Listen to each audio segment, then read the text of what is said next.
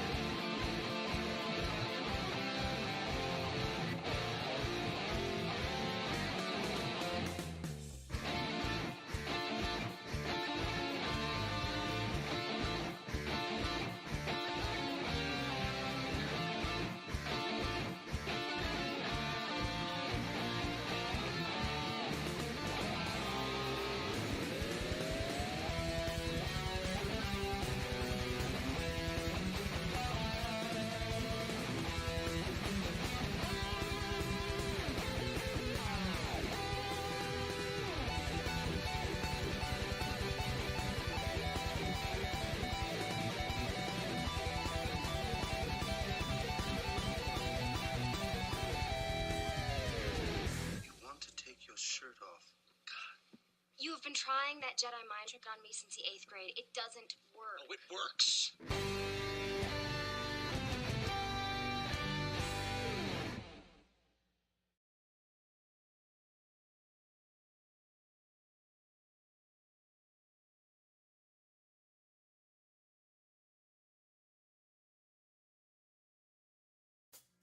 If you only knew the power of the dark side.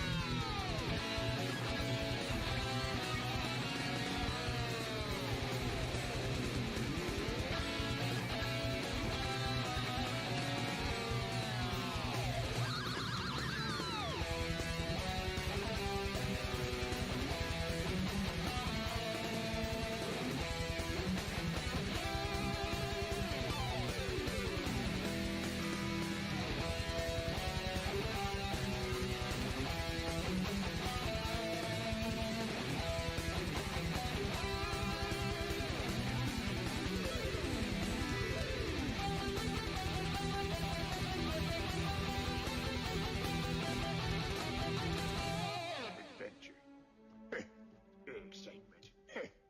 A Jedi craves not these things.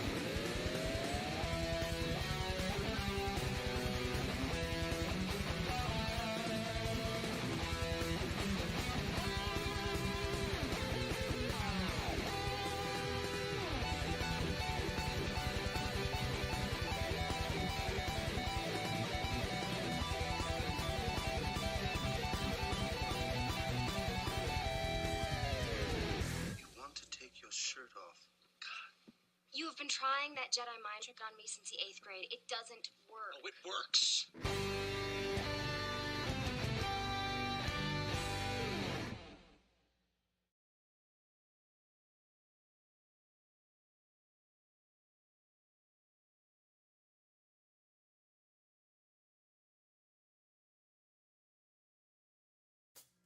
If you only knew the power of the dark side.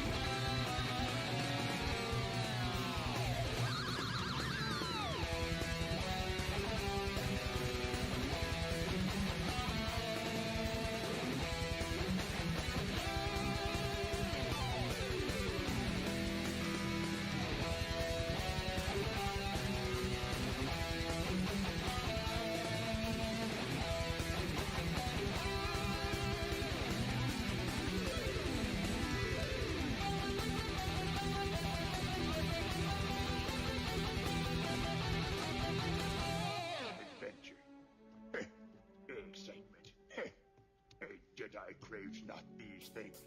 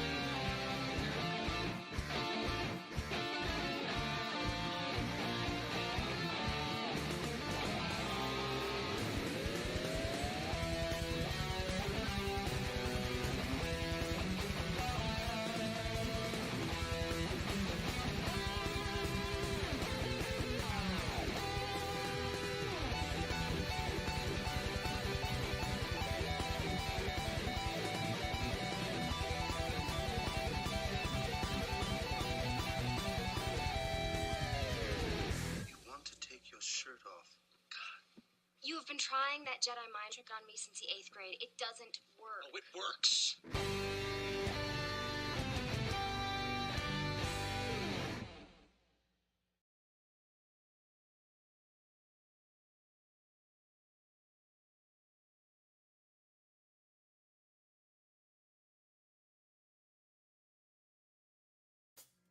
If you only knew the power of the dark side.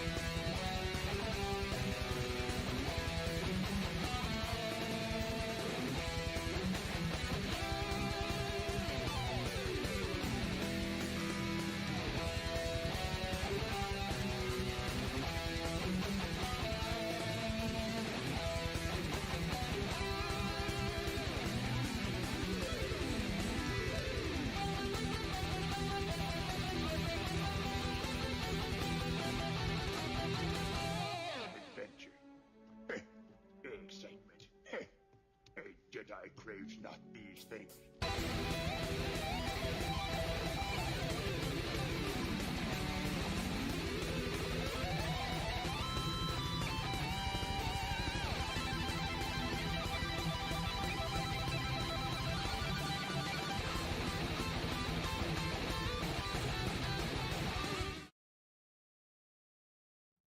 All right. Well, thank you for waiting. Welcome back to Escape Reality Star Wars Talk, where we talk Star Wars. Sorry, I'm hearing myself. I'm not used to that. My name is Caleb, and this is my host, Seth. Hello there. We tend to talk about different Star Wars topics that are canon.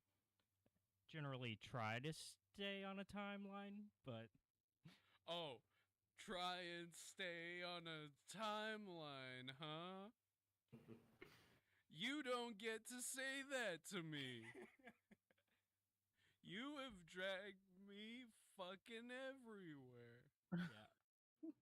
Let me make some adjustments. But so yeah, this week we decided to go off track.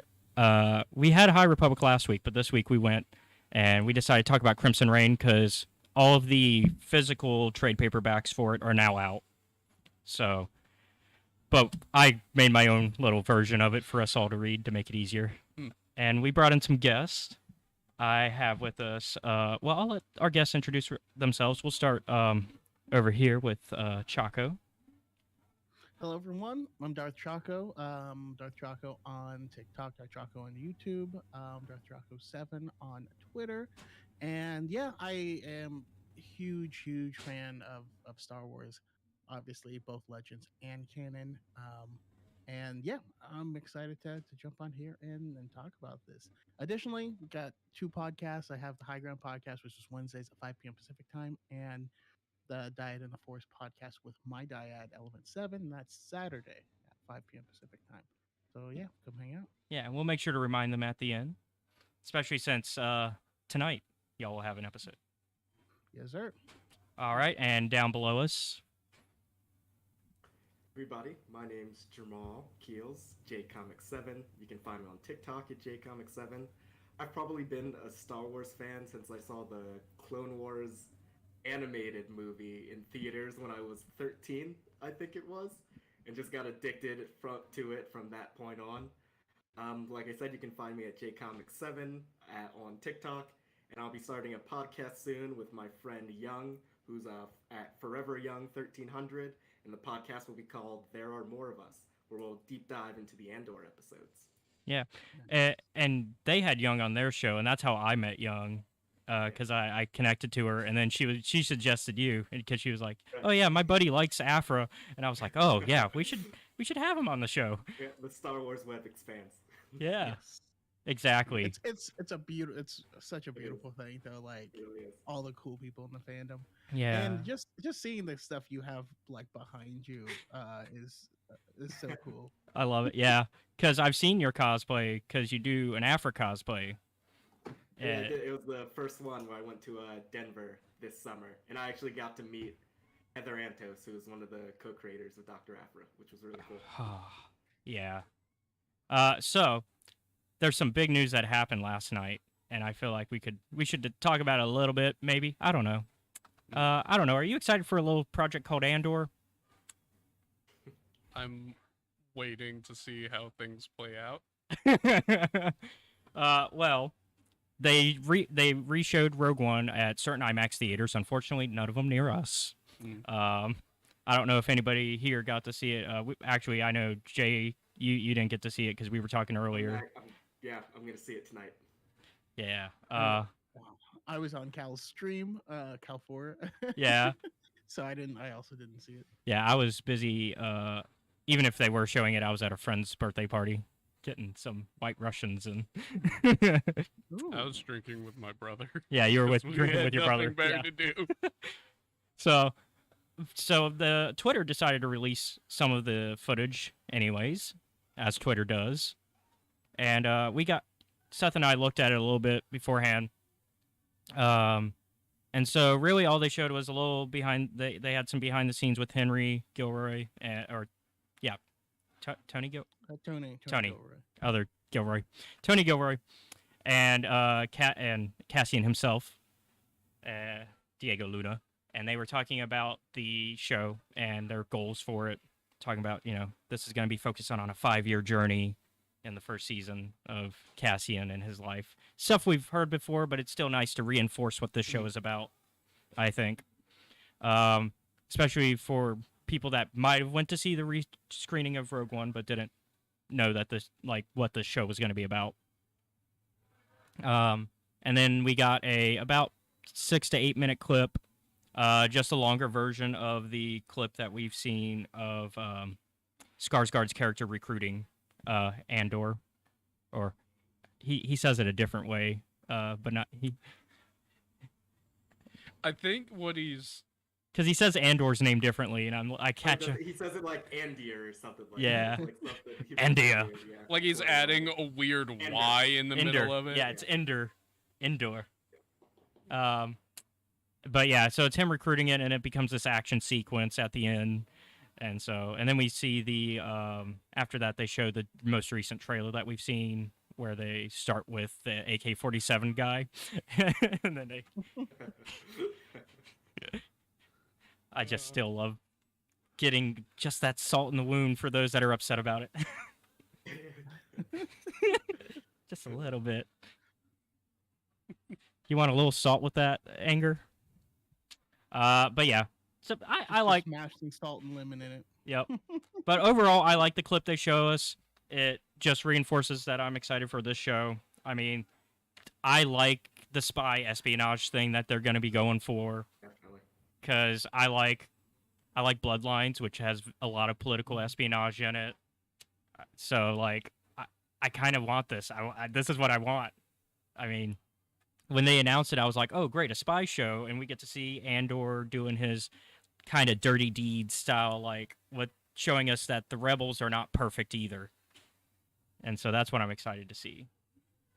And also, in a way, the forming of the rebellion, because we're also getting Mon Mothma's story. Right. Um, Going off of that, I'm also really addicted to spy thriller shows. I really liked The Americans and also Homeland. Mm-hmm. Be a really gritty spy thriller. It's definitely something I've wanted to see in Star Wars for a while. And I also really like the political intrigue stuff that happens in Star Wars. And I made this connection to a friend earlier, but it really feels like Andor, and hopefully the comparison ends in terms of the final season, but will be like the Game of Thrones of the Star Wars universe. Balancing, yeah, I know what you mean though.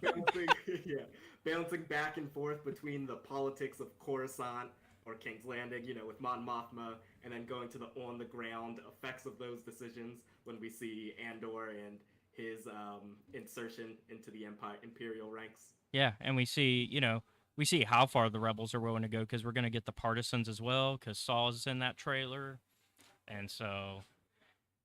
Yeah, they're gnarly. The partisans are gnarly. They will go to extremes.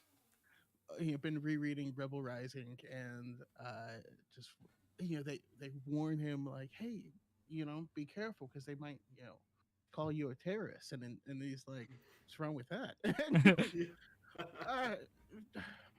Branding. It's about branding. It's about branding. I'm super excited for the show though, because just like you said, we're getting both angles of it, because you also have to remember Mon Mothma is also a spy. Mm-hmm. Just in a very, very different arena. Mon Mothma is one of the people who's helping get certain secrets out to the partisans and to other people, and it's going to be really cool because as they said in that little trailer, the rebellion was popping up everywhere. At the very beginning, they were all separate, isolated rebellions, and we're going to kind of watch a story of them all getting connected, and it's going to be really cool. And your boy is going to the premiere. Ooh! Oh, awesome! Nice. I'm also a big Jimmy Smits fan, so I hope we get some more Bail Organa content. I know we got him in Obi-Wan, but I want more of them. I can never have enough Jimmy Smits. But yeah, especially because we're getting that early, God, Bell Organa in the early Rebellion, like I remember Force Unleashed getting some Bell content there, but let's. I think what also Yeah. I'm really I'm sorry. No, But, go ahead. what I'm also really interested about the show is that it sounds like it's incredibly well planned out. Because I know we already got the news that the second season, which is already mapped out. Yeah, they've like, already what is written it. every 3 episodes is gonna be like a year of his life, or it's gonna be some correlation like that. Like every 3 years Mhm. will be some set amount of time. Yep. But just to see that type of planning already in a show, that's where it makes me feel good that the Game of Thrones connection ends, because it feels like they have their ending completely mapped out. And I Mhm. think they also announced that the final episodes of the second season will be a couple of days before Rogue One. Yep. Yeah, because they want to kind of lean you right into it. So now you'll be able to, when you do your Star Wars marathons, because a lot of people were like, "Oh, Rogue One, you can skip the credits, skip the opening of A New Hope, and just cut it right there and watch Rogue One and A New Hope like one movie." Andor might be in the same boat where you can just go Andor, Rogue One, A New Hope, Yeah. and so that'll be interesting. So let's go ahead and get into our main topic, because that's really all for news that's come out this week. And our main topic is a little beefy. Because this week we decided to go back to the Marvel Comics. It's been a minute since you and I did that. Last time we did War of the Bounty Hunter, which we were arguing if that was our longest episode or not last time. Apparently, the answer is not. Yeah, apparently our longest episode was Queen's Hope at 3 hours. That makes sense. Yeah. Queen's Hope is there's a lot to talk about there. Yeah. War of the Bounty Hunters was 2.5. So we're gonna try not to top that with this one, but it might come close. Because I would say Crimson Reign has a lot more stuff. Yeah. So War of the Bounty Hunters, we leave off right where we start right where we left off at War of the Bounty Hunters and Crimson Reign, just about. Yeah. Before we get to see what happened to our buddy Valence. There's some weird, freaky ghost lady. Yeah. So we meet. I assume it's a hologram. It's a and not an hologram. actual ghost, but it doesn't look like it. Yeah. So we meet Lady Kira's right hand woman, so to speak. Sava. Name just blanked on me. Isn't it Sun? Yeah. And so she is an archivist. She's our main, like, get all the info for Kira. She's a nerd. Yeah. She is one of the original designs for Darth Maul. This was where she comes from, which is really Oh, cool. really? I didn't know that. That is interesting. When they're coming up with Darth Maul, George Lucas said, "I want you to like design me the most like scary and uncomfortable thing," and that was the first design. Was it was her with red hair, and he's like, "That's too much." Please rein that in. I'm glad they brought her back, because that design is too good to leave behind, I think. Wake up seeing that in like a fucking dark hallway. Yeah. It's like a huge no. And I, imagine seeing that with the spider legs. They made 3 designs. One of them became Maul, the other one became Mother Talzin, and then this one. Yep. I knew about the Mother Talzin one, yeah. And so we get a little bit of Kira's plan for Crimson Dawn, and we learn who all she's working with. We got a preview of that at the end of War of the Bounty Hunter, but we get a reminder that the Knights of Ren are in on this. Chan Cha and the Orphans are in on it. The Death Stick, Ochi, Margot, and Trinia. And so, yeah, a lot of people are in on this. And her goal, overthrow the Sith. Or so she says. Because who knows what she's actually up to. Yeah. Because, yeah, we'll discuss that later. We'll discuss if we think how honest she is about her goal here. But she talks about her history with Maul and how she knows about the Sith. Because she's like, I know about the Sith because I was told by my former boss that, yes, the Sith exists and are in charge of the Empire. Or And that, employee of the Sith. yeah. And so we're going to overthrow them. That's the plan. Yep. And so we get the first issue that we get is from the Orphans' perspective. and their goal is to help her with starting the war between all the different criminal syndicates. Kira's big plan, crime war. Yeah. So yeah, go ahead. I loved this part because it's just a bunch of people being like, yeah, I heard that the Huts were talking crap about you. Yeah. Just like going around to each individual person and just causing drama. But it would work like the way it was written. I thought was perfect. Yeah, like she goes to meet up with Black Sun and meets with Lord Guillotine. And they also mention Prince Azor. Yep. So His first canon mention. Yep. And I think we get a canon appearance later in this arc. If not this arc, it's the next arc. And so she sends Margot to meet with the Pikes, and then we've got Papa Torin also being met with, who's a kind of a smaller one comparatively, but the idea is to get everybody riled up, you know. Because now that like you said, the Huts are talking smack. This isn't a great time for the Huts to be talking smack because they've just been cut down. The Hut fucking families' bodies are still rotting. Yeah. But I'm gonna miss my buff Hut with those beautiful blue eyes. He just sits there doing worm crunches all day. I'm gonna miss my Marlon Brando impersonator. Yeah, because that was the original like thing Jabba was modeled after, which I was like, that feels mean. Like, this is Marlon the Hut, and you're like, oh, that's just him. You know, I know the actor gained some weight, but like, come on, guys. It's okay. If you've heard the stories about Superman, you know he wasn't a nice guy. Yeah. Then we get some background for those who didn't read the early parts of Vader 2020, of Amara Vex's background and her hatred for Vader. And Understandable. yeah, you know, cut down her We're parents. going to be getting Amara Vex soon.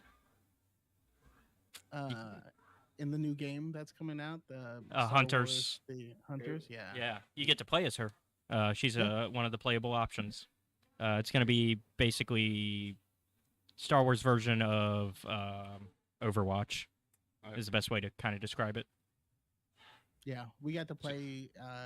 We got to play it at Celebration. Yeah, I know some. Yeah, you and Cal and a few others got to play it. Yeah. And so we get to see their mission of them sneaking in and causing more and starting the trouble with Black Sun. That way, you know, and they have to make it look like it's one of the other syndicates to really set off this war. And there's a few issues that happen. Amara has some gun problems, but she works it out and takes out some people that are fleeing last second. Yep, mission complete. Yep. And so Lord Guillotine's like, oh, what? We got attacked? Oh, man, now we got to start stuff. I don't want to start a war, but now I have to. Meanwhile, every other syndicate is also being attacked, including the Hutts. And so back on Coruscant, Palpatine's hearing word, and he's like, oh, this isn't good. This is, we can't have the syndicates fighting each other. We use that to our advantage. They only fight each other when we want them to, not when they... He's like, wait, no. We didn't cause this one. This is bad. There's treachery afoot. And we didn't do it. And then at the end of that issue, we get a little preview of the Knights of Ren on the Night Buzzard. And get to see them training and getting ready for their mission. Which we leave off with their mission being, they have to get into Fortress Vader. Break into the second most powerful person in the galaxy's house. Yeah. And then we jump to the next issue, I think, is immediately follows that. Oh, no, we're getting everybody's missions preview. That's right. Because we also get Ochi's mission and Deathstick's mission, which are to they don't really say what it is yet, but they've got assassination missions because that's what they do best. And of course, the archivist is working on finding Yoda. How do you guys feel about Deathstick as a character? I feel Curious. she is complicated, to say the least. Because, like, I feel like she enjoys the killing more than, say, like, Ochi, which is interesting coming from, like, knowing what we know about Ochi later, but I think that goes into, like, the dagger kind of made him a little more blood hungry than he already was later on in life. But I think, because I feel like in the Vader comics, they make Ochi more like, I'll kill if I need to, but I don't. There's certain things I don't want to do, especially. But I don't know. Whereas Deathstick, I feel like enjoy, like, because we were talking about, we'll talk about it more with the Afro comics, but we were talking about how in War of the Bounty Hunter, she really just enjoyed beating the crap out of Lucky and Ari, whereas you know, their mentor was like, I'm just beating them up enough to teach them a lesson. I'm not trying to kill them. Deathstick's like, I'll kill them if I feel like it. It's been a while, but if I remember correctly, Deathstick is very good at her job. Oh yeah. Yeah. Deathstick knows what she's doing. And they kind of get into it a little bit later. Yeah. That you are right, she enjoys it. Yeah, but I feel like there's also plenty more of her story that we just don't know, because she is still a mystery, even after going through this arc. Who's this weird ninja lady beating the shit out of everyone she comes across? She really is, like, the biggest threat, I feel like, that they have in their back pocket. Yeah. So now we jump into the mainline Star Wars comic a bit, and we get to see Leia and Akbar and Luke all coming up with plans, because they've been dealing with Starlight issues, with Starlight Squadron issues. Mainly one of their chief pilots is on an Imperial ship. One of the most dangerous Imperial ships currently. Probably like the second most dangerous Imperial ship. Because, you know, you still have Vaders. Yeah. And Luke, meanwhile, is like still looking for Jedi texts and artifacts and whatever he can find to train himself, because he, at this point where he's not sure if Yoda would want to see him, because he's like, I left Yoda too soon. I don't know if he'd take me back. So I'd rather just go off on my own, do what I was doing before I ran into Yoda, because that's what he was doing in the 2015 arc. He was just finding stuff on his own. And so now we're in the 2020 arc where he's had Yoda's training, but now he's still struggling with being a Jedi. So there's not a lot of Jedi around. Yeah. And so he goes to Ilum, where he sees that the Imperials are currently, they're destroying it. Ilum is, it's a skeleton of what it once was. And mainly because they're taking all the Kyber crystals from out of it, and also eventually going to turn it into Starkiller Base. And so then he goes to Arashar, and then he goes even to Lothal. It's like going to a library for a book that they don't have, so you keep going to other ones. And they're like, no, we don't have that copy. Yeah. It's more like going and then the library is burnt down and you have to like find another one. Yeah. Like, well, fuck, I guess I can't come here again. Yep. Eventually, he finds himself at the ruins of Ambalar, which was in the Vader 2017 run. And that is where Vader found a Jedi who had taken a vow of the Baresh vow, which is becoming more and more popular for Jedi to take, apparently, these days, as we go into new content. And, Vader kind of, he broke a dam and caused a flood, and things happened.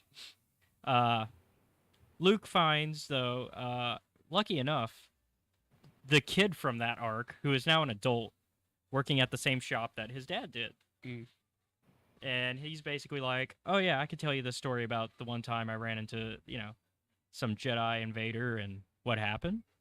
I can tell you're a Jedi because, I've seen one before, so I know what I'm talking about. You're wearing the whole getup. Yeah. And so he's like, I know where you can find some stuff because there used to, that Jedi hung out over, across the way over that way. You're not going to be able to get in easily, though, because the Empire's locked it down because that's what the Empire does best. And He did try to, like, Yeah. get in peacefully earlier. Yeah. And so I actually do like that. Like, man, I could just fucking kill all of them. And then he's like, wait, no, that's a bad idea. Well, that's because Luke still understands what it means to be a Jedi, so yeah. And so he manages to do a Jedi mind trick on the stormtroopers and goes, "Hey, can you hand me that holocron back there?" That's the thing that he failed to do earlier. Yeah. And so the stormtrooper's like, "Yeah, here you go." And so he gets it, and he's like, "I remember Gracchus the Hutt saying that there's a bunch of these, so hopefully this will have the information I need." Rip Gracchus, and also, so also Narshada, the third least likely place I'd ever want to live in the Star Wars universe. Corellia or Narshada? Corellia, Tatooine, Narshada. Okay. Yep, those are not nice places. That's for sure. Yeah. Mustafar definitely has to be pretty high up there too. Oh yeah. So he gets this holocron and he manages to open it, only for it to turn out it's Yoda's holocron. Mm-hmm. Which Luke is a little bit like, oh, great. This is all lessons that I've already been told. And these are all places I've already looked. And then finally Yoda mentions one place that he has not gone. And he's like, yeah, those are so cool. Yeah, that place is... So Yoda mentions this one place that he hasn't gone. And he's like, oh, I could go there.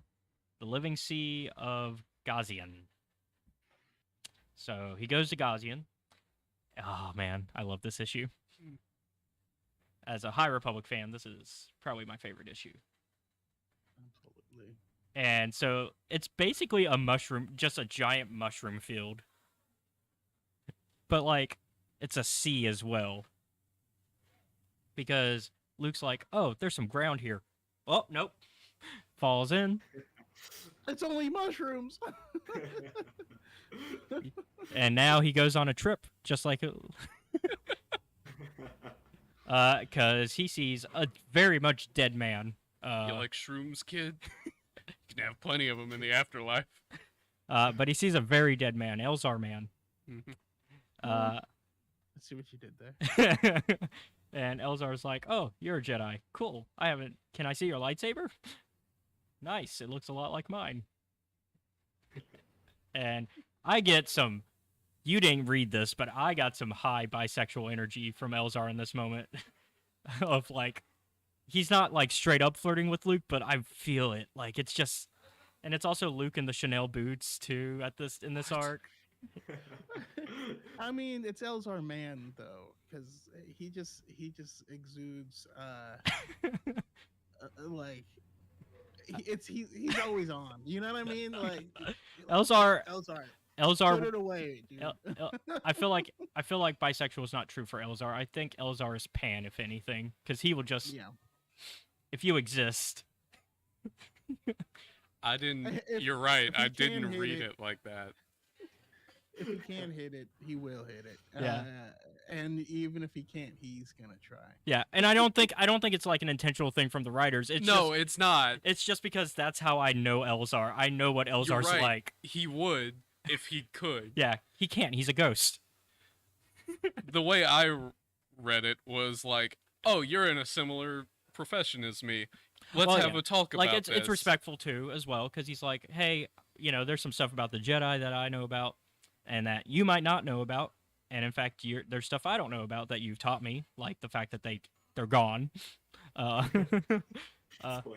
Spoilers. Spoiler alert, But of man who's course been dead for 200 years. But of course we do have to acknowledge, right? He's not actually talking to Elzar. No. Yeah, It's no. this planet It- absorbs the consciousnesses Mhm. of and copies essentially the Jedi or the people that visit it in the state It's almost a in which they it- visited it. it's almost a living holocron. Yeah. When you think about it, it's like pretty horrific when you Yeah. actually like think about that concept. But it's like a living holocron because it works like a holocron in that it only stores the memory that you put into it at the time of when you put it in. And that's it. Like it has your consciousness and everything, but only from that moment of when you make it. And it's the same way, except now it's just here forever. Whereas a holocron can be destroyed.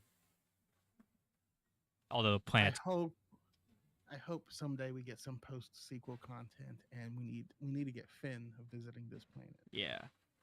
Yeah. But yeah, so Elzar shows him Octo, and they talk about different parts of like the fact that okay, I'm not actually here. I'm an imprint. That's it. And the old leave an imprint as well from being here. And I can give you all the knowledge from when I was alive, though. Oh, and Yoda's still alive? Cool. That makes I'm sense. not surprised. Yeah, not surprised. So they talk about, Luke talks about how Elzar and Anakin are probably pretty similar of Jedi.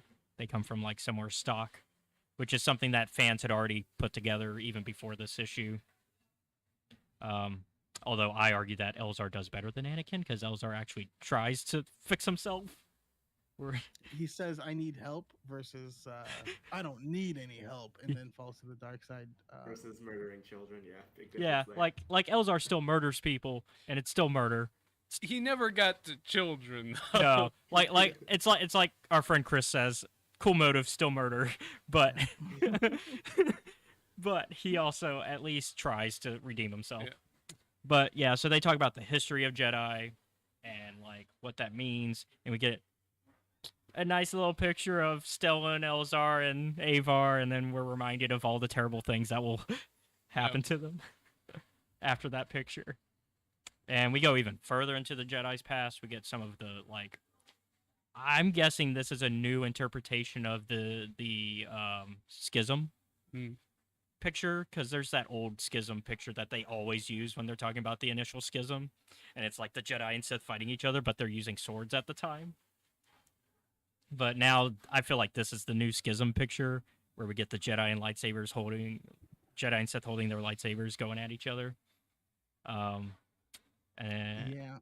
like I feel like that's our new representation of the schism. We still don't know anything about the schism. Like we've never learned that in Legends either. Like schism is just that thing that exists. What caused it? Don't know. Even, We know that it happened. yeah, even Dawn of the Jedi tried to explain it, but they never got to the schism. They stopped before the schism. One day. Yeah. Someone spilled coffee on someone. It was all downhill from there. But yeah, and then we get like this cool like what Jedi are supposed to be, like the teachers, and Elzar's interpretation of like the light side and how it's a candle. And he talks about how the Force is an ocean, because that's his favorite interpretation of the Force. And I kind of agree. It's my favorite interpretation, because you kind of like he says, the further you go in, the darker it gets and the deeper it goes, and you can just keep going deeper and deeper. But we see like all the Jedi of the past during this. We see Qui-Gon, we see Avar, we see Yoda, we see Obi-Wan. And so then at the end, he's like, all right, you have your knowledge. Get out of here. We'll keep your imprint here. That way you can teach future generations just like I taught you. Yep. In case things get this bad again. And his parting gift is an old Jedi text that he gets from a skeleton. And so that is the gift to Luke. And now we jump to Afra for a bit, where a lot's gonna go down here. Yep. So Dominatag is not happy about anything going on with her company. I don't think company. that woman is ever happy. Yeah, Like, at all. Yeah, Well, also she just killed off a bunch of her family at the end of War of the Bounty Hunters. Yeah, but she was going to do that anyway. Yeah.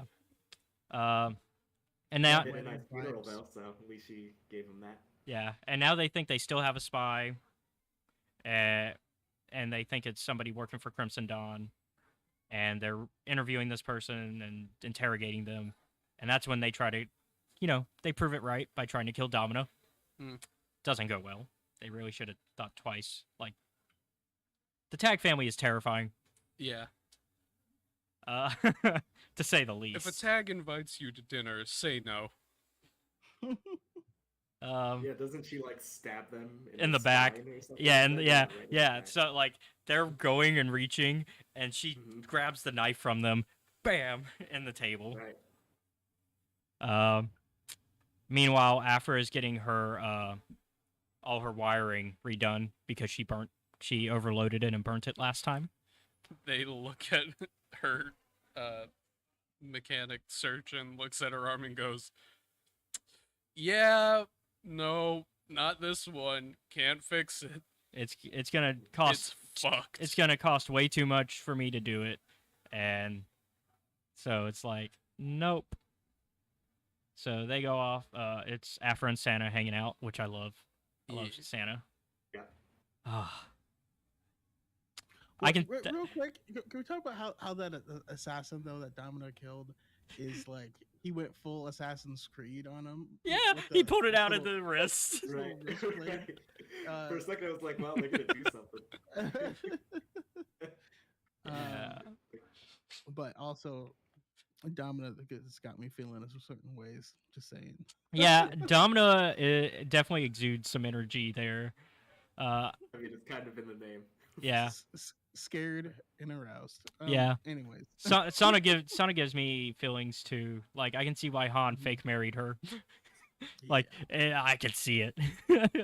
But Now, I just want to say one thing that I love about the interaction between Afra and Sana in that moment. I think Sana ends when they're walking back to the ship. She says something like, "You're my favorite manipulative little monster." Like just the relationship, and like Afra like revels, and like she knows she's like a really manipulative person. But Yeah, they and, both like revel in it. like the very next moment, she's Afra's- she's revealing that she's manipulating Domino because she's like, "Oh, I got some insurance here," and she pulls out the necklace she got from War of the Bounty Hunters. she's when she does visit Domino, and Domino's like, "You did a very good job," and she's like, "No one's ever told me I've done good before." Yeah, exactly. She just wants a little affirmation. Yep. And then we go back to one of my favorite characters in the Afra comics, Lucky. Who's going not back. lucky at all. No, Lucky's not Lucky. He's the one character that I actually. So Sana and Lucky are the only characters in the Afra comic that are in the 2020 Afra comic. Because if we go 2015, there's some other characters I feel sorry for. But in the 2021, it's Lucky and Santa. They're the only ones I actually feel like, oh, I feel bad for you. You're in a really bad situation, and you're not a terrible person, unlike some of these other characters. Like even Afra, it's hard to feel too sorry for. I've explained how I. Yeah, you explained how you feel about what happens to her later. But yeah, Lucky goes back to Windelphus to be like, "Hey, so where's my brother? What's going on? I did my part." And Win is like, "No, you still owe us, and your brother's in the casinos, and you'll owe us until I say you're done." Meanwhile, basically Lucky and Eri begin to rethink Kray's offer because they're like, "Oh, okay. Yeah, maybe we should. Maybe we should take that offer," because they fake his death. So they half went with Kray's offer because they were like, "We'll fake his death and see how Win reacts." And since Win didn't let us go, we're just gonna go back and meet up with Crimson Dawn and renegotiate. Yep. And so, like you guys said, Afra and Santa go back to Domino, who's like, "Yeah, you did a good job, but we're not done yet. I need you to get that thought. I want you to get the thought dowser for me, because that sounds like some good tech to have." That sounds like something I could use at my fucking evil corporation. Yeah. You know, maybe the next time someone asks for a promotion, just bam. And we get introduced to our newest antagonist of the Afro arc, with something right straight out of like 7. Just arms torn apart, ritual sacrifice sort of thing. Afro does get her arm Yep. electromagnetic tattoo upgrade because as a gift, Domino's like, hey, since you did such a good job, I'll get that replaced for you. And so, plus it'll be come in handy for you to get that thought dowser for me. God. But yeah. I still don't like it. But yeah, and so Afro puts together, okay, yeah, the thought dowser was here because this is the ascendancy's little symbol, and so like I can feel the energy of the thought dowser that was here that did all this. And out of the shadows comes our antagonist, which is not revealed yet. I will say this. I do like how Sana is very much like, what if I just shot the problem like, right now? Yeah. God, if they shot them, then Let's so see, many problems would have been avoided. 7. I'm gonna go on the like murder count that's gone on because it starts at 7. Well, yeah. 6, 5, 4, 3, How many? 2. Yeah, how many arms is it actually? Like I was joking 7 because like it feels like something out of the movie It 7. is 7 arms. It I think. was. Yeah, it is 7. It was 8 arms. Yes. Oh, 8. 8. Because Was it 8? she says she needed 6, but did 2 more just Right. for kicks and Jesus. giggles. Oh, you can say the other word. We're mature audience. But yeah, and so Lucky meanwhile is also getting his thing set up where he's trying to work with the ball, where he's working with the tags again. And we get the big reveal that Ronan's alive, which you have not met Ronan up until this point. I don't think I have. No, because his death was in a couple arcs before War of the Bounty Hunter. Okay. It was like the first arc in the 2020 run, and so he comes back all scarred up from Afro fucking him over.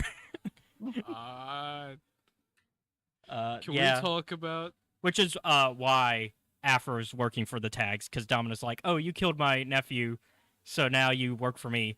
I see. Okay. Yeah, you want to talk about something, and I messaged Hannah Dude, about this. God. I should have messaged some other people about this, but No. so the very next issue starts with Domina and Ronan talking, and I yeah, don't know what kind of relationship this is. Cause this doesn't. see where I read some romantic energy between Elzar and Luke. You read that here. Yeah, and I'm like, you are too close.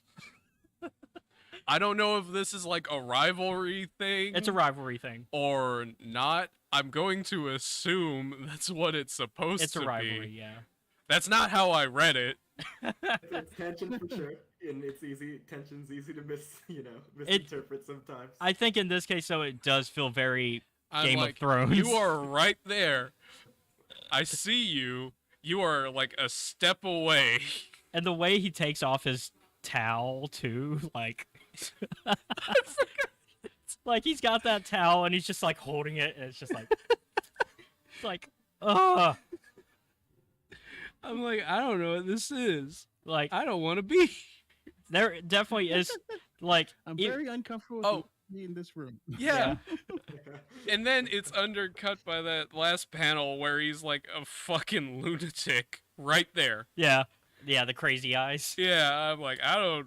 Yeah, we're looking at the panels, and he's got the crazy. Let me pop it for the audience at least. That way they can get a good look at the crazy-eyed Ronin. Let's see. There we go. Crazy-eyed Ronin for the audience. God. Nope. one out of this one. Yeah, he was already eccentric before his death. Before his thorough charring. Yeah, now he's more so.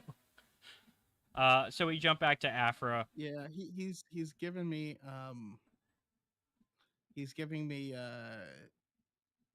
the Itadori, but when the other guy takes over from Jujutsu Kaisen. Mm-hmm. Oh yeah, yeah, exactly. But yeah, so Same energy. we jump back to Afra and Sana, where they reveal that it's this new character, Kofan Ferris. That's our new kind of central antagonist of the arc. And yeah, they are working for Crimson. It's revealed that they're working for Crimson Dawn, and they're also after Ascendant technology. They've already gotten a couple things besides the Thought Dowser. To be honest, at this point, who isn't working for Crimson Dawn? But they also got this thing that's not a lightsaber, but it has a handle of a lightsaber. The whip Kind of like a whip almost. Yeah, the Whip of Sorrows. Whip of Sorrows. Which is almost like a Cat of Nine Tails style whip. Like, not quite, because it doesn't have all the because a Cat of Nine Tails has like multiple whips on the end of it with the spikes. This is just one whip with a bunch of spikes on it. And I believe it absorbs energy and then redirects it. Yep. So that's why it's bad that Sana decides, hey, I'm just going to shoot the problem. Because Ko is just like, no, you won't. Shooting the problem doesn't work. Yeah. Well, in her defense... Actually, that happens a lot in Star Wars. She didn't know this would happen. Yeah. Well, had she got the shot off sooner, it would have worked. Because she's not going to be able to block shots with this thing. She just was able to wrap it around the gun first. You know? Yep. So yeah, I guess the problem was she didn't shoot soon enough. Yeah. She didn't take a page out of her ex-husband's book. Shoot. And so while Ko is gloating about their whip, Afra comes in to sucker punch them with one of the arms. Goes in for a big swing in the face. And manages. It's funny to see it again. Yeah. Because I didn't know what it was the first Yeah, no, it's one of the arms. But it's like it's a robot arm, so it kind of so it make it a fleshy arm. Yeah. And unfortunately for Afra, though, Ko manages to wrap the whip around her wrist, and unfortunately, it's the wrist with all the tattoos on it. Not again. So yeah, explosion happens because just so much energy being collected, and because not collected, released, yeah, released, yeah, she finally releases it. That's right, yeah. Damn it again. Or they release. Sorry, I'm trying to get Ko's pronouns correct. I'm curious. How many? I'm curious. How many times has Afra's like arm tattoos been like destroyed at this point? I'd say at least in the 2020 run, it's been at least 3 times. If we count like the 2015 run, it'd have to be more, or 2016 run rather. But this case is actually the opposite because it gets she says like I'm surprised it's still there because it's a blaster bolt being injected into an arm, so it was actually the tattoos upgrades that kept her from not losing her arm. In this case, at least that's how I read it. Yeah, okay. That's how I read it too. Yeah, and so Ko's like, I also got old fashioned. I got a knife. So I can go old fashioned and deal with it. Well, the whip didn't work, so I guess it's down to stabbing. It's not even stabbing. It's like a hook knife. It's I guess cutting. Yeah, it's for cutting. It's like for getting those good cuts around the arm. Ancient Egyptian styling for Yeah. Little, and so little baby Kopesh. Yeah, and Afra manages to last second throw Ko off because it turns out I've got a gun still. I think what's even like funnier is like the lead up to that. Like Ko basically has Afra, where they want her, and Afra goes into a huge like plea about like, I know I do bad things to people and everything. Yeah. And it ends with a, wait, what's that behind you? Afra blasts her in the gut. Yeah, and then Like, how do people keep forgetting? This is what I do. and during this fight, we get the reveal that Ko is, as always with Afra, somebody from Afra's past, because Afra always has to deal with people from her past. Because Afra is the Tony Stark of Star Wars. yeah, Right? All of the villains are just people Right. screwed over. yep. And so we learned that it's a fellow classmate from the academy that Afra went to, and Ko pulls out these nails that are part of the ascendancy type stuff, and it lets them and basically fake having force grab and stuff. Like they can pick things up and toss the telekinetic side of being a force user. Very similar to like a lot of stuff that I've done in role-playing games where I'm just like, let's use magnets. But the way it's drawn also gives me One Punch Man, like serious punches, and you see a bunch of fists. Yeah, because they throw up all the arms and just go, ah, and the punches are like that. But yeah, Ko does get away from a window, jumping from a second story, mind you. And They're fine. yeah, they're fine. They'll live. And for once, the electro tattoos are fine. Those upgrades. Yeah, those upgrades. I'm gonna, really put in the work. And that's when, they're inspecting after the scene. They're like, oh, we should, kind of look to see if we missed anything. Yeah, there was some, like, metal devices under the arms. So, yeah, just magnets. I've been watching Better Call Saul again, so magnets, bitch. And so, yeah, they're like, all right, well, let's prepare for next time we run into them, because we're going to run into them again. Yeah. And this is when we learn that Ko is working for the Archivist.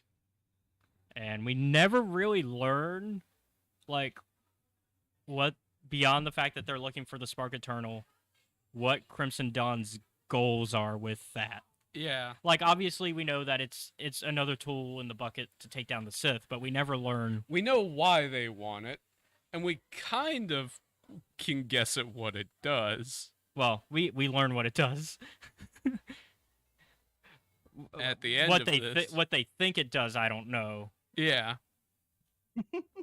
Because that's the thing. Nobody actually knows what it does. They're like, oh yeah, it's gonna give us like this great power, and it's like, yes and no. I am Kinda literally eternity. like What? Right. It's literally like the Nazis in the first Indiana Jones movie, looking for the Ark of the Covenant without knowing what it really does. Yeah, We don't know what it does, but we know that we want it, and that's enough. Yeah, it does magical things, so we want it. Right. So we jump back a few years, get some Lucky and Ari romance moments, and also like them essentially, not, basically their break. Like, we see the cracks in the relationship. We don't get a breakup, but we see the cracks. Yeah. And Lucky is off at the bar on Canto Bite, and in present day, and showing off the ring that he's got from Ronan, because he still has that ring, because that's from the first arc. That's what they were looking for. And basically the bartender's like, yeah, heard some big stuff went down on Jakara, and heard that you and Ari basically worked together again. What's up with that? And he's like, I don't want to talk about it. Because a lot of bad things happened, and Lucky basically comes to the realization of how much he still cares for Ari because of all that stuff that went down. That's how I read it, anyways. I read it as Lucky's realizing he took something for granted. Yeah, that's it. That's what I got from it too. because Lucky was a working man who was always trying to do the jobs for Win and all that, but never spent the time to just settle a little bit. Meanwhile, Afra and Santa get beat again. Another murder. This time, the bodies are floating. Yeah, I love these ritualistic like sacrifices we're getting. God, like I said, this is stuff Arms to like this. floating bodies. This is stuff straight out of Seven. Yeah. That, and it definitely reminds me of like it's the first third of like the Evil Within 2. Oh yeah. You just walk around and it's like, why are there all these horrible art pieces of like mutilated bodies and stuff everywhere? It's like, And what doesn't Afra make some reference that at some other site they found like severed tongues? Yeah, they talk Yeah. about that. Yeah. Yeah. Like they've been basically on Ko's trail for like a week at this point. The way that they come off with it, because they're like, oh yeah, we went to Narshada, got beat there. We went to Terrace, got beat there. Moncala, Champala, and like they just keep running into we've dead been bodies. to 5 planets. So, like that takes about a week, if not more, Yeah. to go from that many places. And so eventually, though, they find a little bit of a clue that they kind of need, and it's more of the electronic gadgets. This time, they see that it's electromagnetic field that's making the bodies hover. So basically, Ascendant tech is just exactly that. It's tech. And so Afra realizes, oh, we can basically do a reverse search to see, like, we can set a trap and basically call the tech back to the person that created the signal. Because obviously there has to be a signal for all this to work. An interesting thing you and I had a brief discussion about is the Ascendant's goal. And they're like, their goal was to, about like, which is worse? The Sith who definitely exist, or Yeah. or them trying to be like gods. And I was like, I'm not sure they know the definition of worse. Yeah. Like, I would argue the Sith might be... The Sith are... I'd say the Ascendancy might be worse, actually, in hindsight, because, like, the Ascendants, their goal is... Anytime you try to be, like, a god, so to speak, which that's how they view the Sith and the Force. It always goes really bad for everybody, not just them. But yeah, so we get I mean, it was enough that the Sith were on them too, So yeah, there are only 2 groups that the Sith have ever truly feared, because they don't fear the Jedi. I don't think they do. Not completely, anyways. The only 2 groups that we have heard that they truly fear, the Drengir and the Ascendants, and that makes them dangerous. If even the Sith fear them. Yeah, you're pretty out there when the Sith like you're a little too much. Yeah. Yeah. But we I get guess it's because they would view the Jedi as competition, something to be surpassed. They view the Jedi as competition, whereas they view the Drengir and the Ascendant as something that's trying to replace them outright. Whereas the Jedi aren't really... Like, they are, but they're not the same. Yeah. So even though it's definitely not canon, it also kind of makes me think of the second book in the Darth Bane trilogy. Oh yeah, Rule of Two.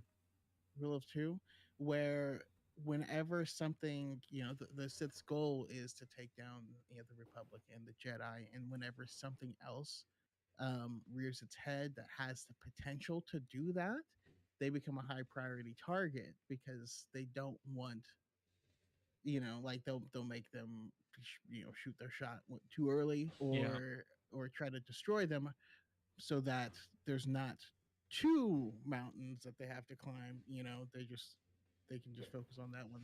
Yeah, in Legends, it's similar with Palpatine. During his reign as the Emperor, he's concerned about the Vong in Legends, because he's heard the rumors of the Vong and knows that they're a potential threat. And supposedly part of his formation of the Empire and trying to make it as strict as it is to be able to counter the Vong if they come into Republic space. Yeah, I actually hate that. They did that. But, yeah. It's a weird connection, but whenever I like read about the Ascendants, they always make me think of the main villain from the Incredibles movie. Like, Syndrome. Give it out, yeah, Syndrome. Yep. With Yeah, the- we with just- the Incredible, I guess, being the Sith. Like, no, you can't give normal people powers. It's funny you mentioned that because we rewatched that last night in Sawyer's server for movie night. Yeah, and so Classic movie. yeah, it's one of the best Pixar films out there. It's goat. But yeah, so Santa and Afra decide, hey, we need to meet up with somebody because they would know about all this information of Ascendant tech, and because there's only one person that we know that loves black market tech that we could talk about, Biol, who was part of the fake Nihil hyperdrive incident. And so they managed to kind of extort the information from him. Classic Afro fashion. Yeah. And What are you gonna do? Call the police on us? yeah, it's the criminals have no recourse discussion, because if you're a criminal, what you gonna do? Call the police on yourself?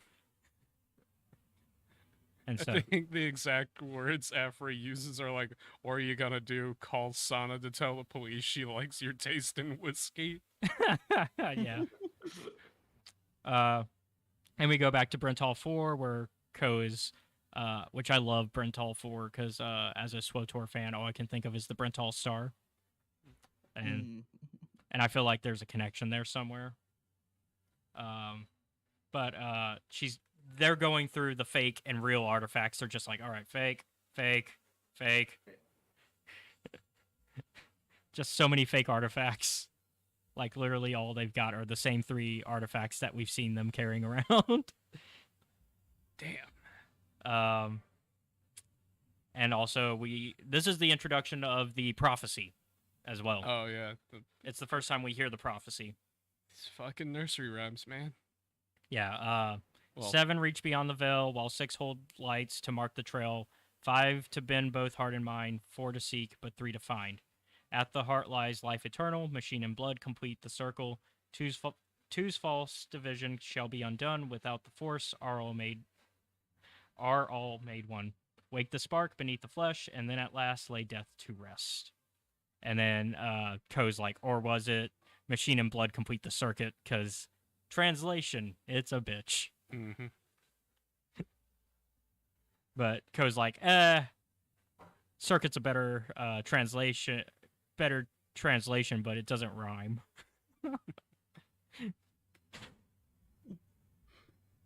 And so, they find what they believe is the next clue, some kind of ascendant diadem that was owned by Biol. Mm. So that's why both are kind of like, for once, Afra and Santa are ahead of Ko. But it feels like everybody's kind of on this track to kind of go head to head with the tags in a way, because we get this this kind of page of panels where it's Yep. Domina, Lucky, Ronan, and then Ko, and it's kind of this interesting like, oh yeah, a lot of things are coming to head here, and so. Yep, we find out that, yes, indeed, Afra and Santa did beat Ko. They managed to even get some shots in on Ko. Mm. And they talk about being nostalgic, but not really, because Ko's like, I wouldn't describe it that way. The conversation from Ko's side might have well as been, "You were a scumbag then, you're still one now." Yeah. So you can That was, take like, pretty advantage much. of me and stab me in the back just like you did then? Yeah. Nostalgic. Yeah. And Afra's like, yep, probably. Yeah. And so we, after that confrontation, Ko gets away to go to the last potential place that they believe that they can find any sort of clue. University of Barlith. where both they and Afra went to school. Hmm. As they believe that they can talk to their old professor, the Sava there. And so we get a little flashback to the time that Afra and Ko met. Ko was having trouble registering because gender equality issues. And basically the Empire's like, nah, your Imperial ID still says that you're this. And Ko's like, but that's out of date. I go by Ko now. And it's like, nope, Shame. can't help you. And Afra's like, no, I'll figure this out. And they basically, Afra manages to work They're my something out. second cousin, twice removed. Yeah. And so Afra introduces Ko to the what I want to call the Trouble Squad. Yeah. They're basically the kids at school that told you to do like they're like, oh yeah, you'll be one of us if you do this thing that will get you in trouble. Right. And like in every like panel shot, Afra's face is like drawn in that way of like that, you know, that school like after school special program bully trying to get you into stuff. Yeah, that Afra was a grin. mean girl. Yeah, that Yeah. grin. Although I wouldn't say Afra was a plastic. No, definitely. He was trying to get you to do death sticks after class. But instead, in this case, the test was, hey, you need to break into the Sava's office. Which we're getting this cool kind of present day past flashback thing where it's showing the break-in on both sides because Events of the past Yeah. are repeating. yeah, events of the past are repeating just for different reasons. Well, for similar reasons, but not the exact same. There is something very funny that happens later on. But yeah, so they managed to get inside this time with a lot more ease because they have all of this ascendant technology in the present, whereas it's a little more work in the past. And they get to the door in the past, and just as they're entering the door in the past, we cut to the present where we meet the Sava, who's like, "Yeah, things haven't changed." You gonna come in or what? Yeah. Are you here to kill me? It's like, nope, I'm here for the information you have, Savanos. And so, meanwhile, Afra and Santa are racing to get there. And they have a little bit of a heart-to-heart about, you know, what the Spark Eternal is, what the Ascendant's, like, goals are and all that. And so, and the fact that Afra clues in, like, oh, because Ko mentioned the poem in their last run, and Afra's like, I recognize that, unfortunately. I also think there's an interesting moment where Afra doesn't want Sana to tell Domina about the spark because she doesn't want her to have it because she views Domina as too dangerous. It's one of those like really interesting moments that sometimes pop up with Afra, or like, oh, you do have some type of morality or like, conscience. Yeah, because there's always a moment with Afra where she'll realize, oh, this is too powerful for anyone. Right. Very, very Indiana Jones in that regard of like, oh, this is too powerful for anyone to have. We're just gonna let it be lost. Yep. It's just a really high threshold to get Afra to a point of morality. Yeah. Somewhere deep. Yeah, it's somewhere there. Deep down. For you know, See Force that Ghost, Holy that's Grail, you a spike it in that chasm. Force Ghost, that's like all because of the gases. Oh no, we can still use that to go back to an older arc, way older arc. But yeah, like so Domina calls, and at first she's like, "No, we're not picking it up," and Santa's like, "We have to." Like we have no choice but to pick this up, or else we are in trouble. We have to tell them just enough to avoid getting grounded. Yeah. And so basically she tells her enough about, hey, I know where the Thought Dowser is, we're tracking it now.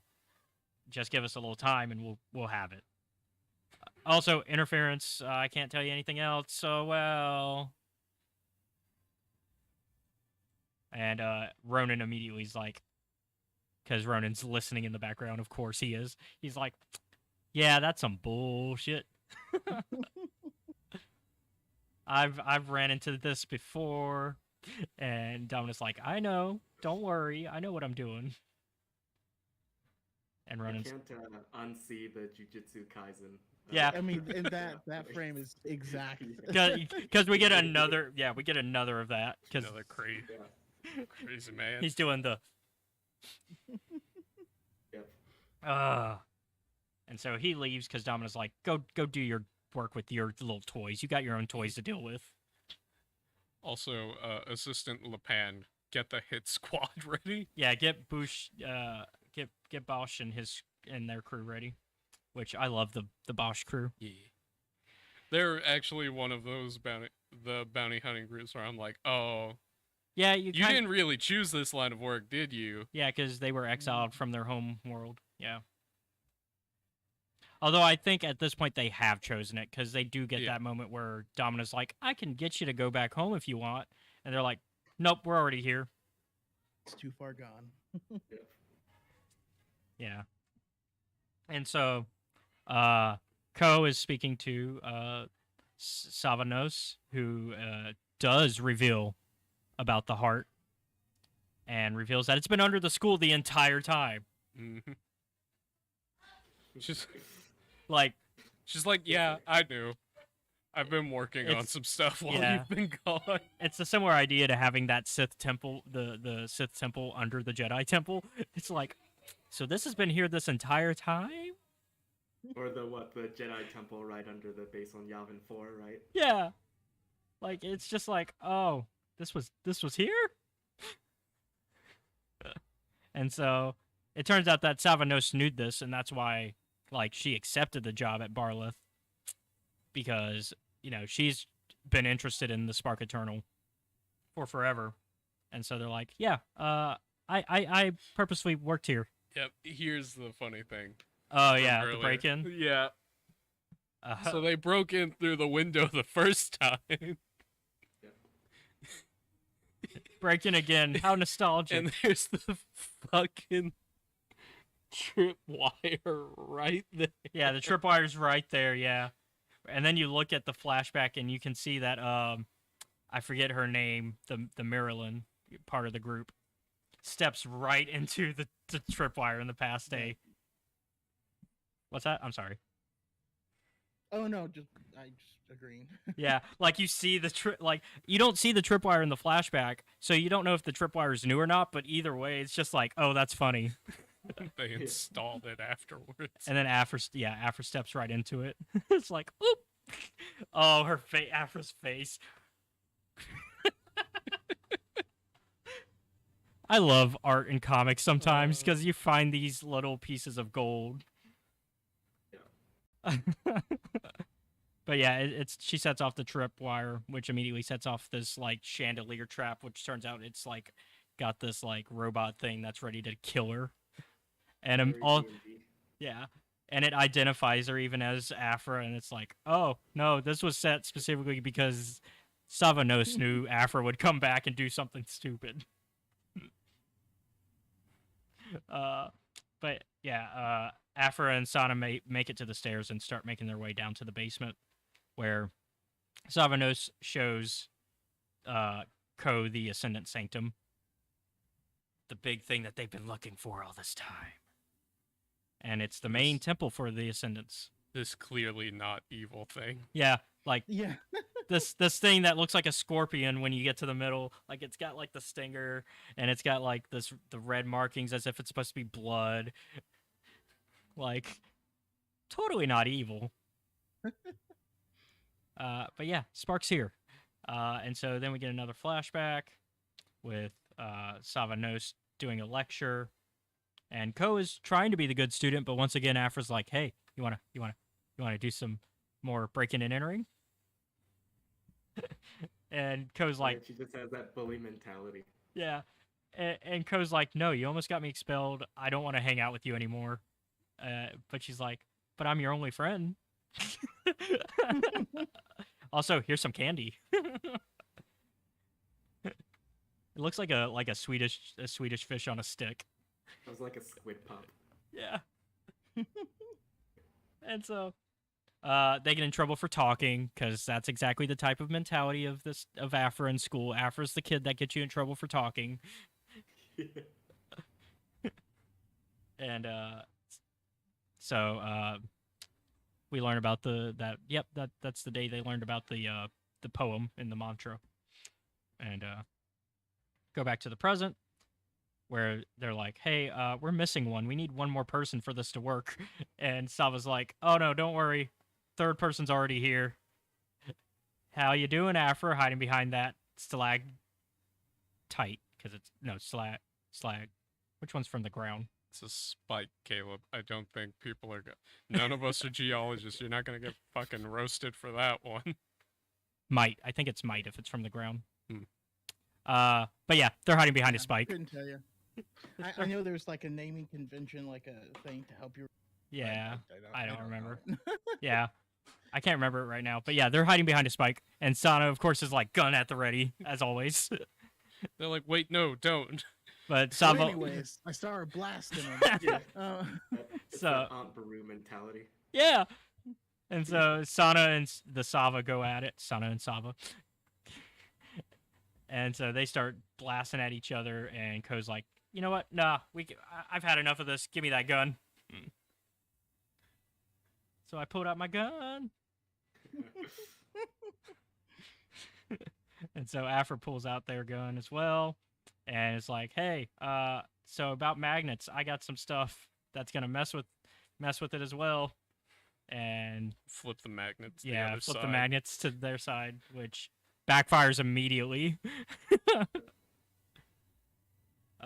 But they do manage to fly towards Ko and catch Ko off guard, and enough to trip them back some, but not really stop everything that's going on. Ko knocks the gun away, and the last drop of blood that was needed. It's like Pirates of the Caribbean all Just over needed again. a blood ritual for your evil. Like, it reminds me of the Pirates of the Caribbean with the in the first film with the gold, Yeah. the Cortez gold. Mhm. Last drop of blood. And then, so, Afra has a little bit of a nosebleed. Don't worry, Afra, I get those too. So does Ko. And so all that's left is, actually, no, I think Sava already put her blood in, if I remember Think she's putting correctly. it in No, right Sava now. is last, yeah. So Sava gets their blood in. So that was all that was needed. And Yep. now the device starts going off, and Afra's like, ooh, shiny. Essentially. Base. Right. Saw the loot in the middle of the boss fight. I'll take it right now. Yeah, and so Afra is very much drawn to it like a bug to a lantern, and Just Go like a ev- bug to a lantern. yeah, everything goes off, and Afra goes unconscious, and that's where we end that issue. But it starts right back up because events are kind of unfolding all at once for the Afra comic, and she's dead but not dead. Turns out, I am eternity. yeah, turns out the Spark Eternal was a living entity and is now controlling Afra's body. Yeah. And everyone's kind of like, well, this isn't what we wanted at all. I knew I didn't trust that big scorpion thing. Yeah. And so now we jump to Bounty Hunters. So now we're going to get our boy Valence and find out what happened to that poor man. He goes through it. God. So we initially start Bounty Hunters part of the arc with a flashback to a young Valence who's basically like, honestly, his background is very similar to Han Solo, and you start to see why they formed a connection. Because he's essentially a street rat kid, just like Han was. The only difference... Riff-raff, street rat. Sorry. No, you're good. The only difference really is that Han never really aspired to get out of that lifestyle the same way. Like he wanted away from Corellia, which is fair. Corellia is the. Fucking Corellia, man. But he never aspires to It be. sucked in the past, and it still sucks now. But he never really aspired to be more than a con artist. Like that's kind of his. More like Ezra. Yeah. Whereas Valence aspired to be. He wanted to be better. Well, I mean, for Han, it was, I think it was Kira mostly that changed him. Yeah. And he stayed in that life to try and find a way to find her and take her away from it. But yeah. Yeah. And so Valence, however, is like inspired because he sees this parade with stormtroopers, and he's like, I want to be like that. I want to be like the people that are saving my planet and saving the galaxy. From getting shot because you didn't pay the local gang enough to buy a popsicle. Yeah. And so this one soldier comes up and gives him a ration bar because he sees that, oh, you're just a kid who's hungry. Here you go. And so we meet Captain Sokoli in this. And this is the man. Very Saving Private Ryan. Mm-hmm. Like, American forces giving a candy bar to, like, a Belgian kid. Yeah. And so, He like... just needed a Snickers. Yeah. Yeah, I can see this. And so, like, this is, like... Oh, like, the fighting's done. We're not killing anyone anymore. Yeah. Would you like a candy bar? So, like, Sokoli is specifically his idol at this point because he's like, this is the man I want to be like. Somebody who cares. Unfortunately, we go back to present day where we see things did not turn out that way for Valence. Nah. And in fact, so we were talking about this, and I've done my best to avoid telling you this spoiler because we were like, because you last a couple weeks ago you were like, yeah, Valence was like he's like 90% machine, and I'm like, I'm trying not to say it, and now he's 100% machine. Like he is just a robot. The only thing that's keeping him human is not even inside his body anymore. Vader took it. His heart is on life support outside his body. You're gonna work for me. Why? Because I put your heart in a fucking jar. And I can just, I can get rid of it whenever. I can punch it. Yeah. Yeah. We could pull it out of the jar and then you're done for. You're just a robot now. Fuck you, I'm gonna kick your ass right now.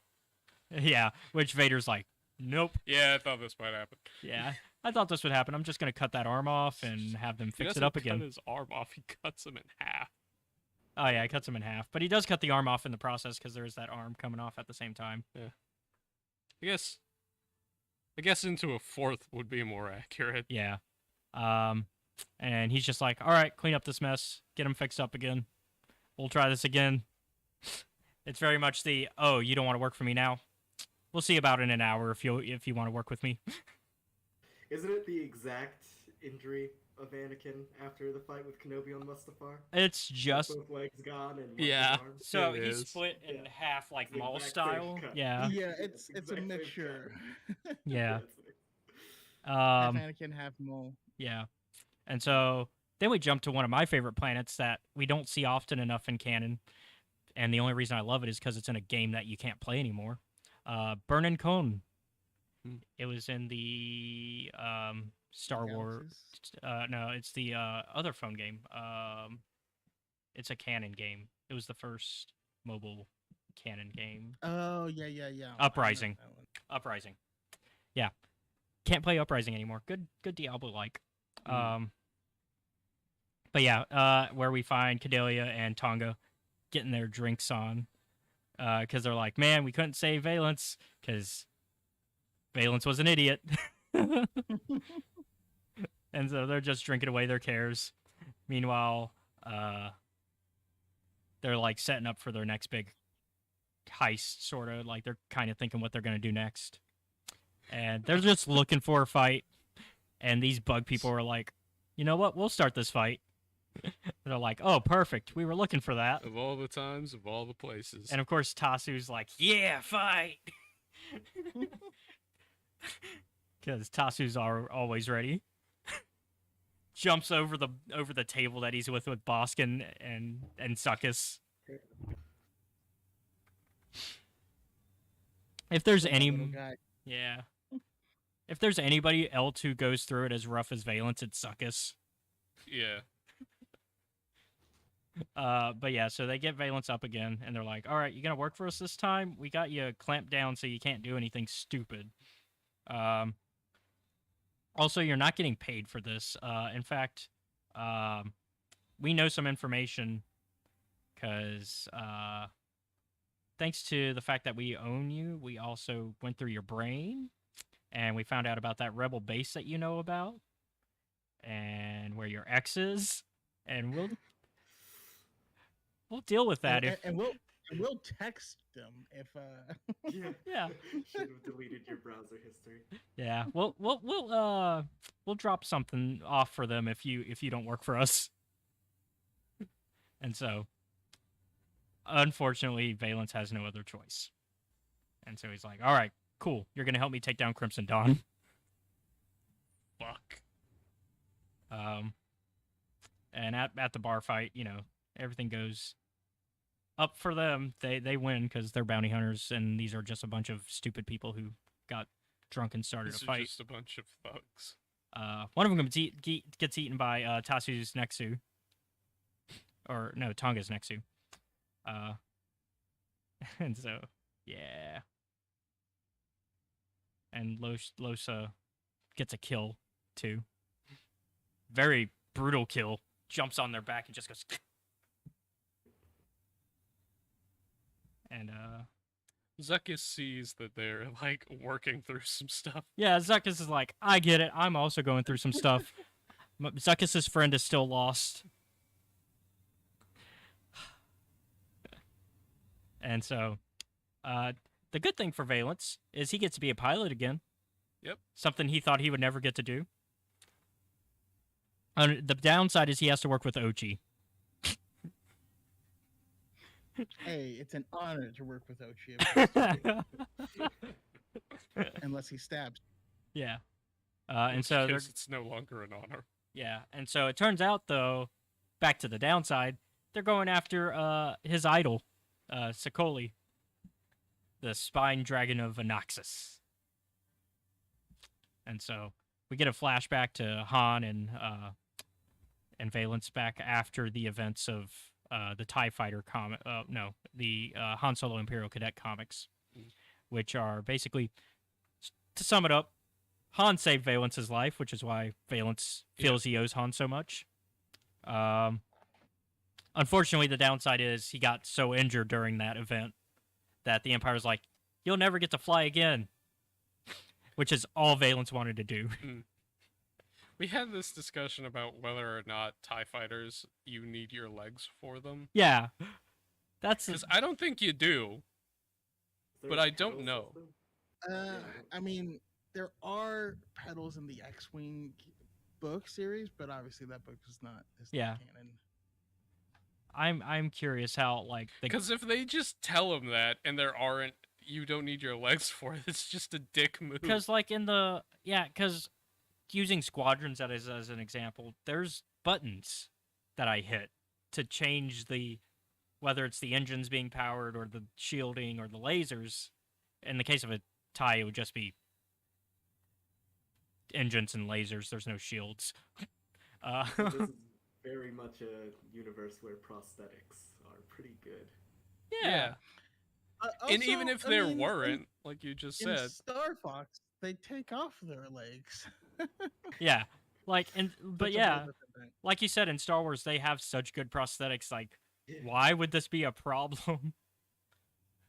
you're never getting in a TIE fighter again. But my legs are fine. See, I got robot legs.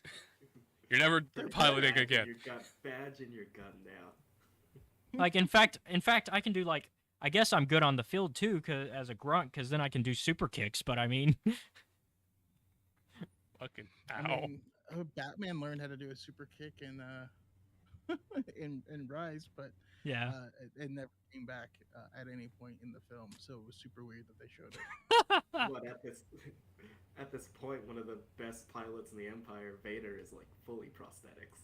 but yeah, like we were talking about Nepotism. yeah, we were talking Tuesday though, and you said like the most disheartening line is in this moment where one of the officers goes, "Truth is, you're never getting in a TIE fighter cockpit ever again."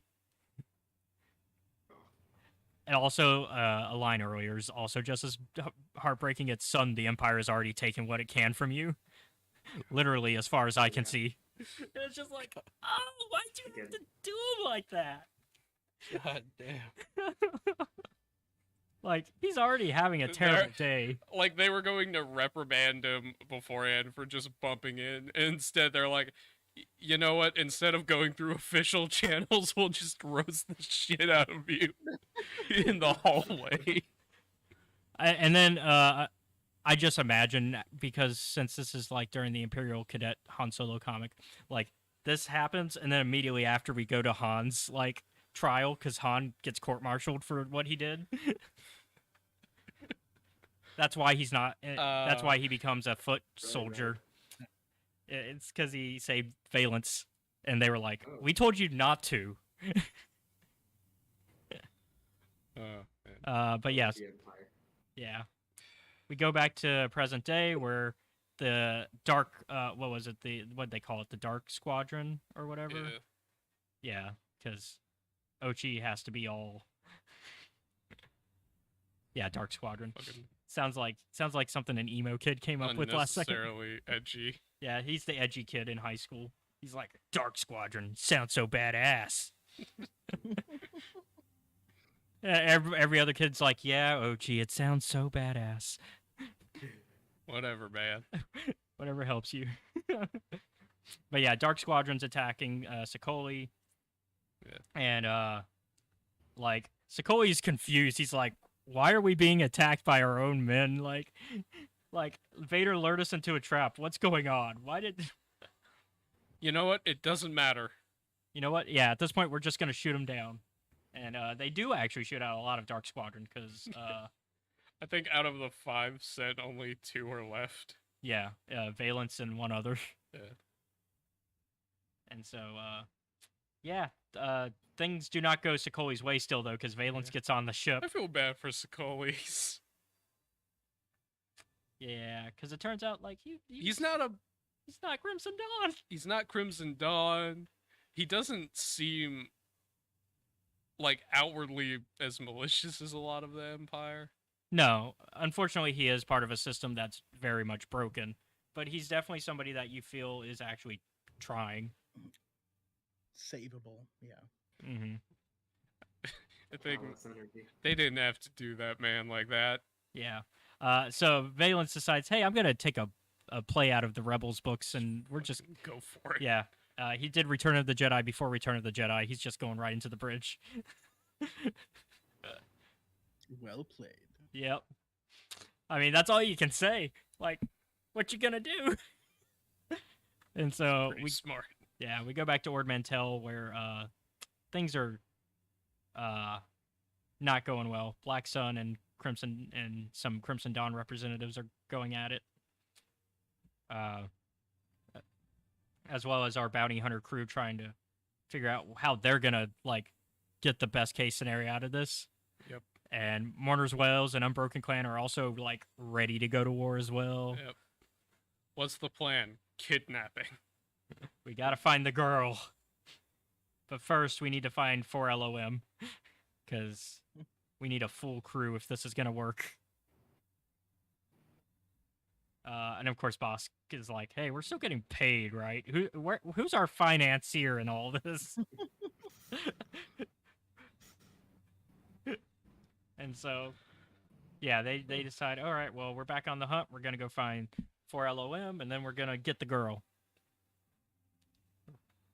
And so, we jump back to Valence getting ready to kill the man that, made him want to be what he is.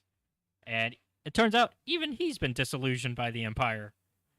And he's just like, look, Empire disappointed me too, I get it. And it's just like, all we got left is I'm going to kill you or you're going to kill me. That's it. Yep. And Valence, he kills him, and in a way his innocence dies because like we get that one glimpse of him as a innocent. Yeah. Yeah, we see the idealism executed. Yep.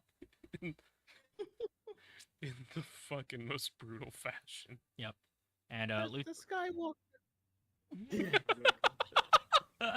You But can Lieutenant kill a Jedi. But Lieutenant Hayden reports to Vader what went down and was like, "Yep, everything went exactly as you wanted.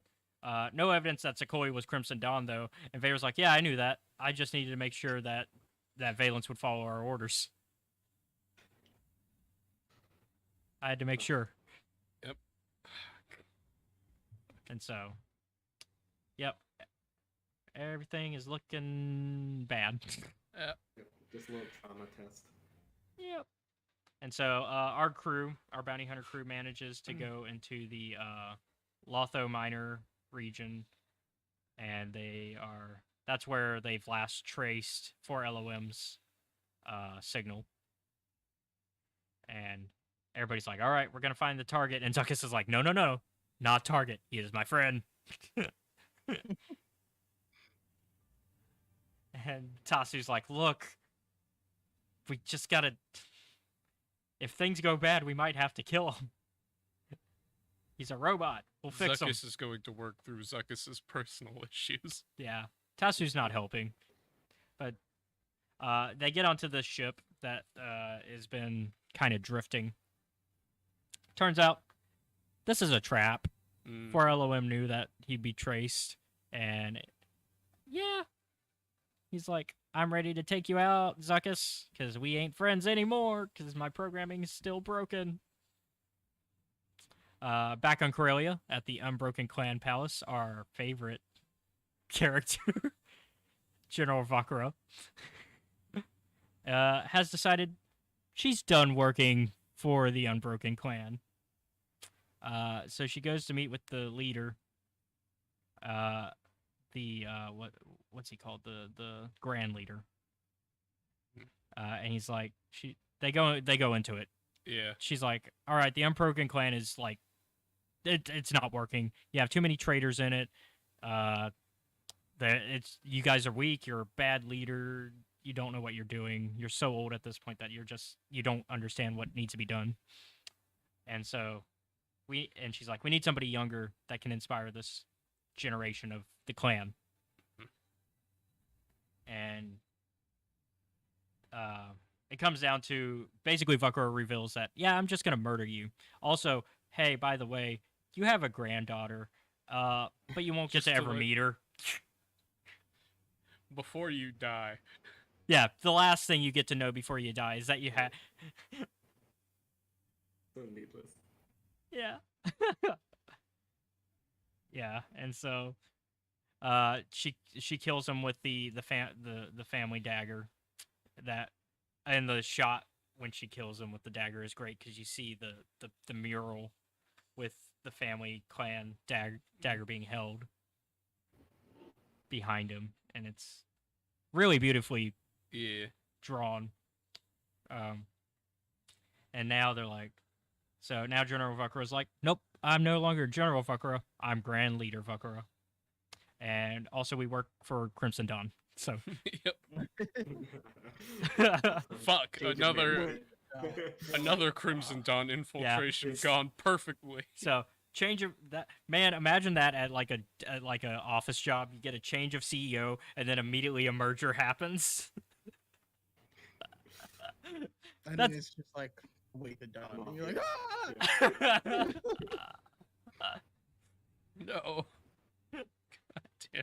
But I mean, Vakura's getting what she wants out of it, cause well, she thinks she will. Kira doesn't. This is gonna. I'm curious where this is gonna go in the next arc, because let's talk about what Vakura wants and what Kira wants. Yeah. Well, we'll talk about it later, because we're gonna get there. We're gonna get to So back on the ship, 4LOM and Zuckuss are getting into it.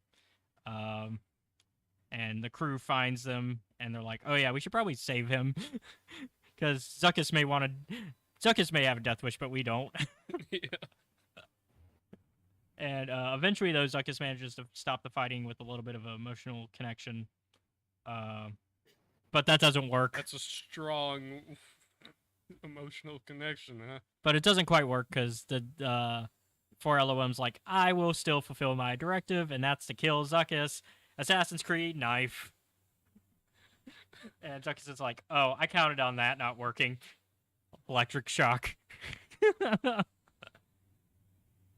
And so, 4LOM takes a little nap, and he's like, hey, all I need is your head. I don't need all this. I'll fix you up. And so, Which is a little sad because you're so beastly, you know? yeah. Right. All the arms and stuff. And Yeah. It's a big old punch machine. Like, 4LOM got nice upgrades. He was ready to go. But yeah, so meanwhile, they intercepted a transmission to the Crimson Dawn ship, talking about the Cordelia and what they're planning to capture her. And so We've kidnapped the girl. yeah, and this is where we get a little setup with Deathstick and her plan, and we get Dengar. I hate Dengar. I feel sorry for him, but like I don't know. he makes his man. choices at the same time. Like he's an adult making his choices, but I feel sad. I still feel sad for him because he just wants to be with the love of his life, but like that's not going to happen because he chose the bounty hunter life, and that's what's kind of screwing him over. So speaking of, he gets a call from Crimson Dawn saying, "All right, you gotta leave your little wife. We got a job Quit for you." fucking around. We got work for you. So, at this point, we go back to the mainline Star Wars comic, and nothing really Crimson Rainy happened. This is more of a focus on like the storyline with the Starlight Squadron, and we get to see Shara Bay, who's been snuck onto this ship, and gets captured in this issue. Because Kez is like, I'm tired of waiting for you guys to find my wife. I'm gonna pull the most Dameron of Dameron things and just go off and do it myself with my crew. Like that is that's right out of the book of a Dameron. Like it gives me Last Jedi Poe Dameron doing what I want vibes. And which is why probably Leia's not surprised that Poe does all the stupid things he does. I knew your parents. They were very good at what they did, but God help you if you tried to give them orders. Yeah, it's like when you're a little sibling and your teacher had your older brother in your class. Yeah. Dameron, I know you. I know what you're gonna be like. But yeah, so we learned that Shara's basically been in this ghost part of the ship where she's been using a dead stormtrooper's armor to get the rations that she needs. And so, but the problem is that people are going to figure out because they find out, oh, wait, that Commander Zara's not a fool. Yeah, she's like, these are from too long ago to be any good right now. Yeah, the TK number doesn't match anybody that's in the system. And like Commander Zara, it also took, I mean, she was basically right under Tarkin. So like Tarkin wasn't dumb. Got that. He was a She's got that like level of ruthlessness. I'm like, which is also a Tarkin thing. I'm like, oh yeah, you're definitely like, for lack of a better term, his protege or apprentice. Yeah. Yeah. I mean, yeah. That's exactly what she is. Yeah. And so like you can tell that that Tarkin definitely molded her into what she is. And so she's like, hey, yeah, we need to find that. There's only one place that they could be hiding because it wasn't for sentimentality reasons, but we had this so that way we could rally the forces, you know? And so she's like, there's that one spot where nobody goes. That must be where she's hiding. And so it's the one place we never go, so unfortunately for Shara, she's also figuring out, okay, 2 + 2 = 4. They're going to figure out where I am. I should probably try to get off of this ship before they do. And so she comes up with this plan that she's going to claim that she's doing maintenance on a Lambda class, and that she's going to try to break out that way. Unfortunately, Sadly, it doesn't work because I guess Zara just has like all the she's got the schedules schedule memorized. She's got the schedule. She's like, she pulls out she pulls out the little like pamphlet, and she's like, nope, that's not supposed to happen today. That's supposed to be... routine maintenance, huh? That's 2 days from now. Yeah, that's 2 days from now. So you stab him. Yeah. And meanwhile, Kez is like, leaves a voicemail going, hey, we're coming for you. And so everybody has their plans. Yep. Unfortunately for Shar, it backfires. Because in walks Commander Zara with her sword, and she's like, I've met Luke Skywalker. I wasn't scared of him. You don't mean anything to me.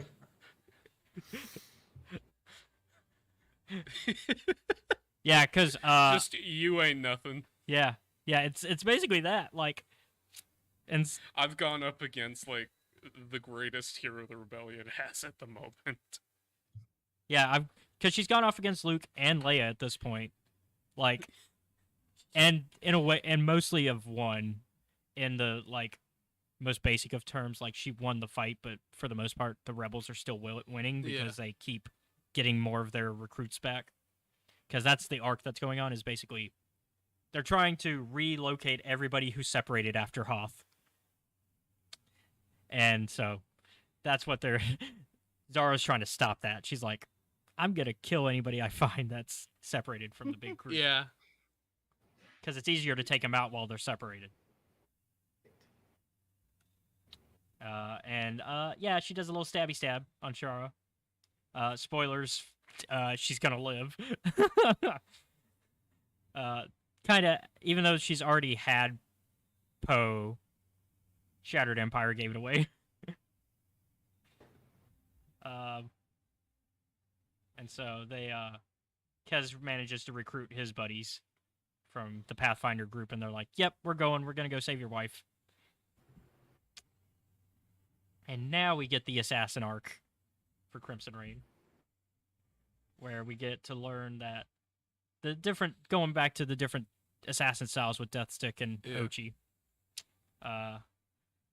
And Deathstick, like we mentioned, she basically admits, she's like, yeah, I do it because I love this. I like killing. That's what I do. And at the same time, Ochi's trying to deny it, and that's kind of the conflict between them, is Deathstick's trying to be like, no, Ochi, you're like me. You like what you're doing. You just won't admit it. I think, as Kira puts it, she's like, Ochi kills because he's scared. Deathstick kills because she likes to spread around pain. Yeah. Like, Ochi he doesn't want to be top dog, but like we talked about this in War of the Bounty Hunters, and after reading Shadow of the Sith, Ochi's goal is to not be top dog. It is to be second or third. He wants to be in the hierarchy, but he doesn't want to be too high up because that makes them a target. Yep. He doesn't want to be a target on either end, because if you're too low, you're a target. If you're too high, you're a target. And so, like you said, Kira identifies it as fear, because that's what it is. And so Deathstick's job is to kidnap Cordelia. Yep. And Ochi's job is to put a little fear into the Empire. Let them know that they're being watched. And so Ochi does this by killing all of the palace guards. Yep. By poisoning them. But he times it so well because he knows the schedule. Like, he knows the schedules of the palace guards at this point because he's connected to Vader, that he's able to probably get that information very easily. And so He poisons them at just the right time that they're entering the palace room to be like on watch with Palpatine, and then drop dead in front of Palpatine and Masameda. And Masameda's like, difference in yeah. like, the level of concern. like is Masameda's like, amazing. holy shit, what are we gonna do about this? Meanwhile, Palpatine's like, god damn it. Again. Palpatine's not as concerned. It's more of an annoyance, whereas Masameda's actually concerned. It's like, got the fucking crime We need lords to hire a fighting new each cook. Yeah. Got the crime lords fighting each other. Like 20 of my most trusted people just died. And Death Six goes easy as well. It doesn't. I mean, it helps that they are distracted because the Empire decides that they're gonna up and attack that rebel base, even though Valence has been agreeing to his part of the agreement. Because of course Vader doesn't. I'm imagining that this is one of those things where they decided to do it anyway because it was like, we know where they are. Let's just go get them. Yeah. So I don't think that Vader knew, but I also don't think he would care. Yeah. I mean, I think Vader knew. I think Vader. But like you said, he doesn't care. I think it's both. I think he knew, but he doesn't care because he's like, I already got Valence, and he's doing the work. As long as nobody tells him what happened, then I still got him. And so I guess it's a good thing Deathstick kidnaps Cadelia at this point. because that's really because there's only two factors. There's only two people that are at that base that Valence cares about: Cadelia and his ex-girlfriend.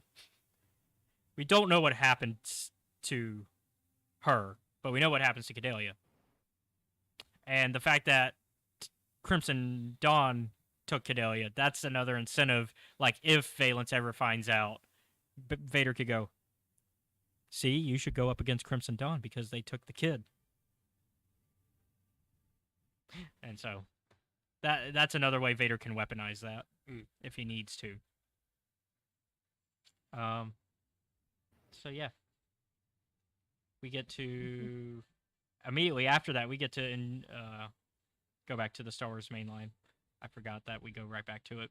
I was thinking that there's two Crimson Dawn stories, right? It's not here. It's the next one where they're back to back. Just await the dawn. Yeah, and so we go back to the Star Wars mainline where Kira is still a guest. Sort of for the rebels because they're like, we don't trust you. We don't trust you, but you haven't done a lot to like. You haven't actively. It's like I get that. Yeah, no, that's fair. Yeah, it's like you haven't actively been in our way, other than the Han Solo thing, which it turns out you were supposedly trying to help us, but we can't prove one way or the other. So we'll you let are you. A snake in the grass, but we can see you. Yeah, it's a snake in the grass that's been mowed. We've mowed the lawn, so we see you, but we don't. But we know that there's something that you could betray us on. But yeah, Kira's back to basically do her sales pitch again. And Leia's kind of on it. She's like, I can kind of see working with you, but I'm not sure. And meanwhile, Chewbacca is going through it. He is doing what you know. Like, I understand it. He's a good friend, so he's like hurting, and so he's like in that little training facility out of the X-Men. Yeah. Yeah, he's in the danger room, just shooting people. Yeah. I think he pops Boba Fett. Yeah, he pops Boba Fett, and he shoots at Dengar. Yeah. Yeah, Bosk. All the bounty hunters are there. And so he's basically doing the it feels like a very Cyclops moment to just be like, I'm just gonna keep training. I'm gonna come up with a scenario that's gonna free them. Well, like I get it. And so like that's what Chewbacca's doing, and of course he sees Kira. He's like, man, if it wasn't for that fucking window. Chewie's like, you're a friend, but you're also not. Yeah. You're on thin ice. like Lando was on thin ice. We've kind of let him off the ice, but now you're on it. Chewie's over here. You kidnapped my friend and got me set on fire. Yeah. Fuck you. I still Admittedly, the fire part wasn't her fault. yeah, but I still get it's like I still Cavalcade of actions that led to that Yeah. point. Chewbacca's like I still smell the burns on my fur because Wookiees don't shower, so I just still smell that, so I will remember this. And then they're like, we all still smell it. Yeah. Wookiees don't shower or wear clothes, man. Come on. Can't dress a Wookiee up. God, I love that robot chicken bit where Han visits Chewbacca's family and they're all wearing clothes. And he's like, do you just be walking around naked? And he's like,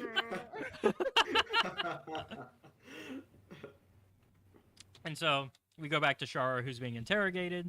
And unfortunately, she pulls the big card. Hey, Commander Zara's like, hey, we know about your son and we know where he is, and we're going to kill your dad to get to him if we have to. we'll take out your we'll take out your progenitor and your offspring if you don't start talking. And unfortunately, they cut away before it happens, but in that situation, you can't blame Shara Yeah. for giving anything away. And so Kira and her crew are leaving, and Leia's like, don't worry, I've got a backup plan. Holdo's coming up with some plans for me, just in case this doesn't go through. I was almost waiting for Holdo to turn around and just be like, awake the dawn. No, Holdo's too long of a friend for that to Not happen. going to do that. No, you haven't read Leia, Princess of No, Alderaan yet, but what is it? The second of the Daniel Craig Bond movies where they're like, we have agents everywhere. And then the guy right there shoots at him. You're like, I didn't think he meant in the room. But yeah, so Holdo's coming up with the plan with her like bright like red hair, like redhead Holdo is getting me. But I also like purple haired Holdo because Holdo always looks good. But yeah, we go back to Dez and his plan. They're in hyperspace right now, making their way. And unfortunately, while Leia figures out about this plan, is like, oh, we should probably send some backup. It's a little late because Kez and his crew, like Kez and his specific small group out of the crew, because he takes like 2 other people with him, I think, onto the ship, Yeah. onto Tarkin's will. Meanwhile, the rest of them are a distraction, which Commander Zara immediately figures out. She's like, oh, a They diversion, how cute. she's like, they said 9 ships against an Imperial dreadnought. Yeah, no. She's just like, I'm not Not falling okay. for that one. she's like, that's cute. So she immediately goes into, like, she's like, well, we could fight them and waste our time on that, or we could just jump away, because what are they going to do? Follow us. And so, yeah, they just jump away. And it turns out that it was her crew that was kind of, like, they kind of figured out about the rebel contingency on Panesia, which is where Valence is. So, yeah, like you said, it probably wasn't Vader, now that I remember that part, because he's probably not in communication with Commander Zara at this point. They were earlier on when Zara was initially doing the hunt, but I think at this point they're not in communication, so I think Zara just did this of her own volition. Because, once again, her goal is to take out every rebel cell she can find. So, I think it happens later on in this one. Yeah. Yeah. Where she's like, hey, I've got a brilliant strategy here for all those rebel ships and the base. Let's make them have to make the most sadistic choice possible in this situation. We're gonna dive. Everyone's kind of like, "Are you sure we should do that?" And she's like, "Yeah." Yeah, I don't care about the forces we'll lose. As long as we take them out and make them have no choice but to either shoot us down and make us crash faster, or or try to do evacs and let us shoot down the evacs. That's basically what it is. It's a lose-lose. It's not yeah. quite what it is, Yeah. but it's close enough. And so, either way, we win. Yep. And so, this is one of those moments where I'm like, "Fuck you, that was clever." also, it's evil. Like, Yep. That I'm like, "Oh, gee, yeah, you definitely fucking Tarkin's apprentice now." I don't know. I feel like Tarkin is smarter with his resources. But yeah, but Kez does find his wife. Everything's gonna be okay because they're together again. Whether or not they get out of this, they're just happy to be together. Meanwhile, we got not Rex and the Pathfinder group with them as well. And so they managed to get off the ship after they take out because so the rest of the rebel forces arrive, and their plan is we're going to take out the which is it, it's not the gravity well, it's the I think it's the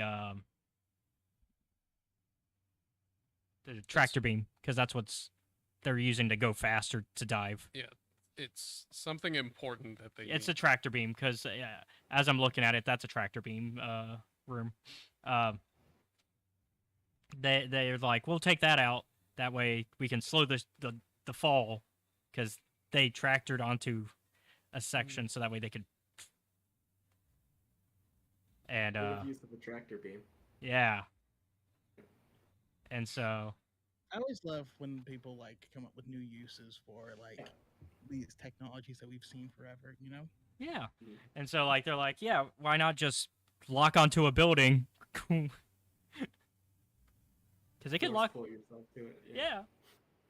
So they managed to stop that, but of course, and in doing so, they actually redirect the fall. Because the problem was it was going to hit the city, but now it's hitting the mountain. Mm. And so they managed to make it hit the mountain. Unfortunately, Zara's still alive. I love that. Because of the timing of this, it must have happened. The phone call either happens as that fucking explosion is going off, or immediately once they made planetfall. Yeah. It's like, hey, nice one, but it didn't work. I'm still here. And you see, like, the wreckage still going off in the background when you see her standing, doing a Moff Gideon pose. Doesn't have a... Why is it always the evil ones, man? Doesn't have... It's a cool pose. No, that's not what I'm... Oh, for that, yeah. That, yeah. Alright, so now we go back to the Crimson Reign series, where we get the Archivists and their story, and we learn about her being a Sava, and how she basically was devoted to learning about the Force and Jedi history. Yeah. Yeah, Sava's son. That's right. Madeline's son. And damn, Sava Order 66 Sava is She went through some changes. I'll say that. yeah, pre Order 66 Sava could get it.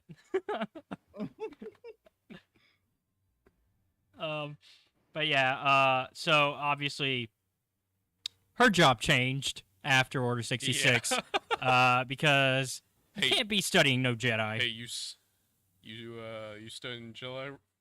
I can only imagine, like, during Order 66, you studying Jedi relics there? Oh, you are? Mm-mm. No? Okay. No. All right. well, we're gonna take some of them anyway. Yeah, so post Order 66, that's exactly what happens, though, is they're like, hey, we found some stuff that you shouldn't be having. This is illegal contraband. We're going to have to make a report on this. And that's when Kira shows up to save and also ruin the day. Because, unfortunately, while she kills the stormtroopers that were going to turn her in, she also caused the thing that stormtrooper was holding to break. No. But Kira's like, oh, we can find more artifacts. Don't worry. We'll find a lot of artifacts. You're going to work for me, and we'll find as many Jedi artifacts as you want. And, in fact, I know exactly how we can get so many artifacts because I know that the Sith are in charge of the Empire, and that's why the artifacts are illegal for you to have. And so, like... So I still don't fully understand her hair. Though. Yeah, you know? Yeah. Like it connects in two places. She has but yeah, dreadlocks that are like woven together. But Madeline's son's like, I don't know. Well, you know what? Yeah, they took everything from me. Not the hands again. Yeah. I don't like that. And so she's holding on to like the shards. Ow. Yeah, and so since it's not just Jedi artifacts that she's interested in, she's interested in anything that's Force related, and she's similar to conversations you and I have had of the Jedi versus Sith. She views it as, oh, it's just semantics. It's the same group, different name. Well, it was once the same group. Then they had a schism that nobody talks about. But yeah, so Kira's like, hey, I already got a thought dowser even. And that kind of draws her in. And she's like, all right, I have a first mission for you. I need you to find this guy named Yoda. Also, Just this guy. Yeah, just this guy. Also, they show us Masamita burning his lightsaber again. Reminding us of the continuity discussion of Yoda's lightsaber. Mandalorian. Yeah, Book of Boba Fett, Mandalorian, yeah. It's a different lightsaber. I know it's a different lightsaber, but because I know Charles and them came out and were like, no, it's a different lightsaber. Man, even when you look at it, it looks different. Yeah. Man, Yoda got really young after episode 6. Well, no, no, I'm fucking with. Yeah. Yeah, Baby Yoda. That I know so many people that when people started doing the Baby Yoda thing that weren't watching the show got confused. They're like, so this is a prequel show? No. That's just what people are affectionately calling him. But yeah, so Sava-sun is looking for Yoda, and she's going through all the records that like exist, and she puts 2 and 2 together of the fact that Bail Organa was a friend of the Jedi, and he was off Coruscant when Yoda disappeared. She just kept pulling up files until she got the information she needed. Yeah, honestly, if she was working for the Emperor would have been able to kill Yoda by now. Like, wow, that the Empire isn't putting in the legwork into that. Yeah. Well, I think the Emperor basically feels that. I think it's a cockiness thing. The Emperor feels that he's better than Yoda, so he's like, he's not coming back. He's hiding. I won. And so, it's the same thing, I think, with why he tells Vader to stop looking for Obi-Wan at the end of Kenobi. He's like, you don't need to worry about that. Obi-Wan's nothing. Right. Yeah, it is kind of funny to think about that. Like the Emperor got to this point, because he infiltrated the Jedi Order with his soon-to-be apprentice, and now Yoda is on Dagobah, knowing that the whole, the full plan of eventually redeeming Anakin Skywalker and Luke Skywalker, where that's gonna go, and it's kind of just a second double infiltration that causes the Emperor's end of Vader killing. Yeah. Emperor. So, Sava-sun manages to track down Jermok Colton, the pilot that was working for Bail Organa at the time. And he's on an Imperial facility where he's being held. It's a prison. It's a floating prison. It's the one from the After comics, if I remember correctly. or one similar design, because I think the one in Africa gets destroyed. I can't remember exactly what happened to that one. But yeah, so she basically is like, "Hey, I'm not gonna like hardcore interrogate you on this. I just need to know what happened on the Tantive 3 and where you took Yoda. And if you don't tell me, I will interrogate you, but I don't need to." And he decides, "Yeah, no, I'm not gonna tell you." And so she pulls out the thought dowser, which forces the answer out without him. Like, he's like, "All right, it's the Sluice sector," and she's like, "Okay, cool. I'm gonna go narrow that down." He's like, I don't know the building, but I can give you the city. Yeah. And so she narrows it down to Dagobah, and I like to imagine that the thought dowser didn't actually do anything. She's like, "Well, look at this," and he's like, "I don't know what that means, but like, here's the answer." just miss me with that. But yeah, she ends up on Dagobah, which I can't remember if it's canon anymore, but it used to be a nexus point for the Force in Legends. Yeah, it is. It is Yeah. it's a dark side vergence. Yeah, I remember that being a thing. So okay, so it is still a dark side vergence. And Yes. From a certain point of view, Empire Strikes Back, we get a whole story from the point of view of the Virgins. okay, that's one I still haven't gotten to, unfortunately. I know we'll eventually get to on the show. Doesn't season 6 of the Clone Wars kind of point at that too, where Yoda does his whole Yes. spirit journey? Yeah. Yeah, they just never hard confirm it in that, and so that's why I wasn't sure. I didn't want to say it and then be like, nope. But yeah, so she immediately discovers how much of a vergence this is, because like all the monsters and native creatures Immediately are like, they're very unfriendly. They're like, no, you're not once supposed. again, the wildlife. Yeah, the wildlife in Star Wars. That's the most dangerous thing. But that wildlife thing just looks cool. It does. Yeah. And so then she enters the infamous cave, and we never truly learn what she sees in there. Apparently it was not great for her. Yeah, no, because she comes out, she goes in with regular, like, pale, and then she comes out with green skin, looking like, and silver I've seen hair. some stuff. Yeah, Oh shit. her hair is grayed out. She goes in looking normal and comes out looking like a genuine, like Almost like a Medusa, like a a Gorgon. crone. Some type of ghoul. Yeah. Yeah. Meanwhile, Yoda's All the just Wars of the galaxy. yeah. So she Like- leaves. Whatever And- she saw in there Yeah. wasn't good. Whatever she saw was what. Yeah. And so it changed Gave her a life. thunder. Yeah, it changed her life. So she does know that this is where Yoda is, but she leaves, and Yoda is watching. I assume that he's doing his little giggle and laughing, because I bet he was just watching and trolling the whole time. Yeah, exactly. Some stuff, have you?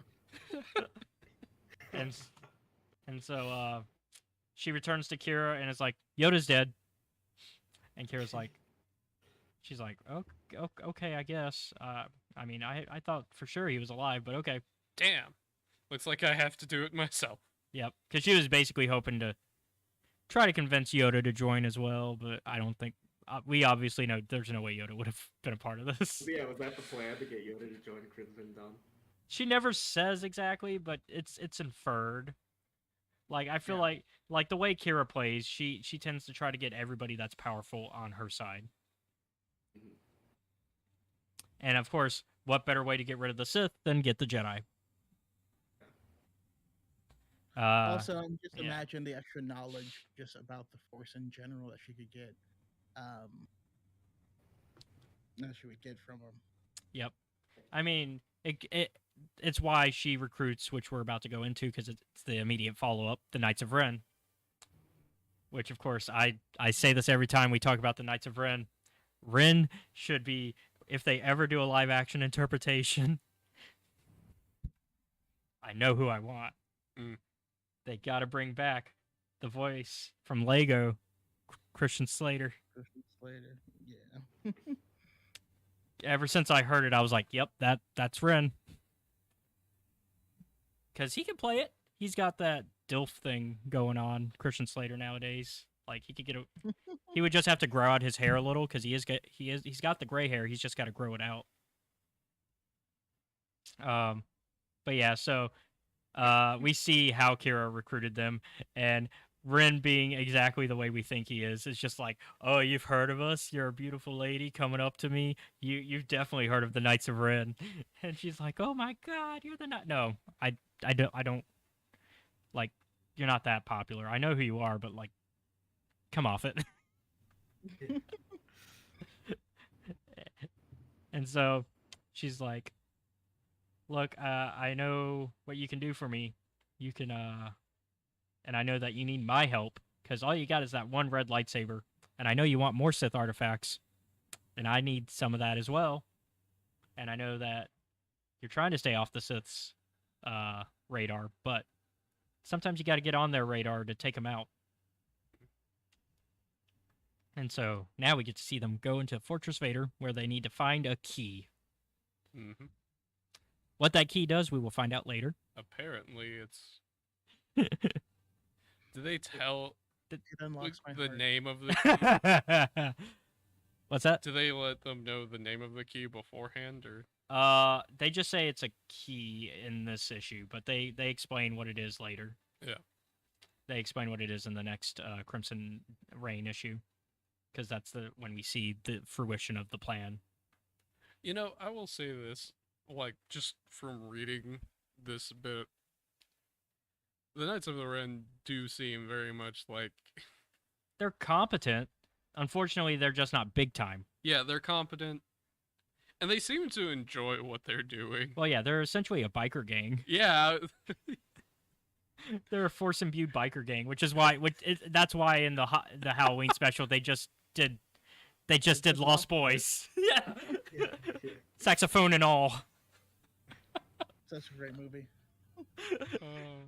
So yeah, so their biker gang is like, all right, honestly, we learned that this is like the 5th time somebody's broken into Fortress Vader. Like, Vader's fortress is so easy to break They into. need to get some better locks. The problem, It's just one old guy watching it. You know what I mean? Like, I don't think he's what's his name? oh, I know what you're talking about though. Yeah, but he's just the whole security system, and I don't Bonnie or think- whatever. Yeah, Vonnet. Yeah. Vinay, yeah. Yeah, Vinay's creepy as all, though. But yeah, they find we get a little bit, we get a little bit of treats for people that have been keeping up with the comics, honestly. We get Momin's Mask from the 2017 run, and the Lando comic as well. Mm-hmm. So, like, we get to see that, and the Knights of Ren are like, oh, no, we should shoot that. Nope. Bizarro shoots it immediately. Yeah, Bazra's like, nope, that's evil. It glowed at me. And they're like, whoa, chill. Honestly, that was the smartest move they've done since getting in this castle. Like, That's definitely like the moment in the horror movie where they take the cursed object home before it like starts slaughtering them. yeah. Like, nope. And Momin would totally take advantage of that. Because Momin still lives in that helmet. Yeah. That's why it glowed. Yeah. Seth hasn't read it. So yes, they did the smart thing and they shot it. That's the one time you can be proud of them for Thank doing something like fucking that. God. Because usually in Star Wars Quit comics, touching they're like, masks and relics and shit. at least Luke was smart, and because we talk about this in Shadow of the Sith, he used his fake hand. Yeah. But yeah, we get to see the inner workings of the fortress here, like stuff that we assume have to exist in Vader's home, but stuff that we've never seen up close. So we know that obviously he has the Bacta tank in the fortress because we've seen it in Rogue One, but here we see a whole room of just Bacta, just like. I think they ask like, "Fuck, who needs this much?" Yeah, they're like. Who does this guy think he is? Boba Fett? Yeah, they're like, yeah, like one of them is like, this is so much Bacta that an army could, like, this would supply an army. A losing army. Yeah. And of course, Ren's like, we don't care. It's not our problem. And then stupid guy, I forget which one it is. He spits into it. That was unnecessary. Something to remind. Something to remember us. Yeah. Like, yeah. Yeah. I now wonder if like Vader sits in a bath one day in the back and he's like, "There's something different about this one." Tastes different today. Yeah, it's like when you taste some soup that somebody like you got your server mad and you like can taste the spit and you're like, something tastes off here. Or he's like, it's actually good today. Vinay is like watching the security cameras and he's like, "Oh, that's what they did to make it better. I guess I need to start spitting in it for Lord Vader." But yeah, I just don't want to like, but I spit in this, please. And you're like, oh. no. Vinay never tells Vader he's doing it. He just does it for years afterwards. Because Vinay wouldn't tell Vader he's doing it, but he would just do it. Because he's that type of flunky. Like, that's the level of flunky he's at. But Ride or die. yeah. But Vinay shows up and he's like, "Hey guys, so we've been watching you. We know you're here. In fact, my boss is on the way here." And Ren's like, "How's that? How's that gonna happen? You know, we'll see how that goes." And so Vinay goes to be a tattletale because in reality he hasn't told Vader yet, and Ren called him out on that. Goodbye. And Vinay's like, "Nope, I gotta go tell," because Vinay's a Randall, and he's got to go tell Miss Finster. Miss Finster. TJ and the gang are doing this. God, Ren is a TJ Detweiler. Yeah. He's just some kid acting up, you know? But yeah, Vinay, like, calls him out. He's like, "You guys are nothing compared to the true dark side. We're gonna..." So he sends in an army of some stormtroopers in to deal with them. Does not go well for the stormtroopers, although they do manage to take out... Actually, I don't think they take out any of them yet. No, not yet. Yeah. But Vader shows up. It's like, hey, Hey. what you doing in my house? Yeah, what are you doing in my house? Get out of my house. I didn't think you would get here this soon. And there's like, this is awkward, guys. What do we do? And immediately, first thing Vader does is force choke somebody to death in front of them. And they're like, "Well, you guys run, because I'm the only one with a lightsaber here." It's also a little bit more than a force choke. He kind of like contorts his like Yeah. arms and limbs around. Yeah, he just gets... Oh, I think that's crush. Over yeah, there. that's a force crush. That's blood bending. So, and of course, Vader immediately is just like, "You're not worthy of holding a lightsaber. You're just a kid." He like gashes Ren. Ren's like, "You know what? Yeah, you're right. I can't take you. Goodbye." Out the window. Also, thanks for the key. Ren's like, "Wait a minute. Give that back." He's like, "That's what you wanted?" Okay, well, and like Ren is gloating. He's like, he calls Vader a chump, which is the most hilarious line to see somebody do to Vader. It's like, "Look at you. You're all big and scary." and so they get into a little tug of war with the Force. And Ren's like, "Wait, guys, could you help?" Could you not just stand there? And so they start shooting at him to distract Vader, and Ren wins the tug of war. And they're like, "All right, boys, let's ride." Get the fuck out of here. Off into the sunset. Yeah, and unfortunately, now they're on Vader's radar and the Empire's radar, which is what they did not want. Mm-hmm. So now we go into the Vader comic, where we get a little flashback to Empire Strikes Back while Vader's thinking about what he wants. He wants order. And also the fact that Crimson Dawn represents the destruction of that order. And that's why he's... Oh, he hates it. Yeah. And that's why he's doing what the Emperor wants in this case. One of the few times where he's just straight up following what the Emperor wants. Because, yeah, Crimson Dawn represents chaos to him. Now, of course, to Kira, maybe Kira sees it as order, but I mean, she has her ends, but it's absolutely disguised within the chaos of a lot of stuff. yeah, I think at the end of the day, Kira does want order as well, but a different order. And so we see a Jedi Order. yeah. No, I'm kidding. We see basically the Assassin's Guild taking down some Crimson Dawn because they work for Vader and all that. And oh boy, What do you want? We want revenge against Crimson Dawn. Why? Because they keep fucking us up. yeah. And so Vader and Ochi are like, "Hey, you should come work for us because we also hate Crimson Dawn, and we'll pay you to do this." And then there's the hero group that also don't like Crimson Dawn, that are doing it more for the moral reasons. That's what they tell themselves. And they also get recruited because they're like, we just want to get rid of the Dawn because they're bad people.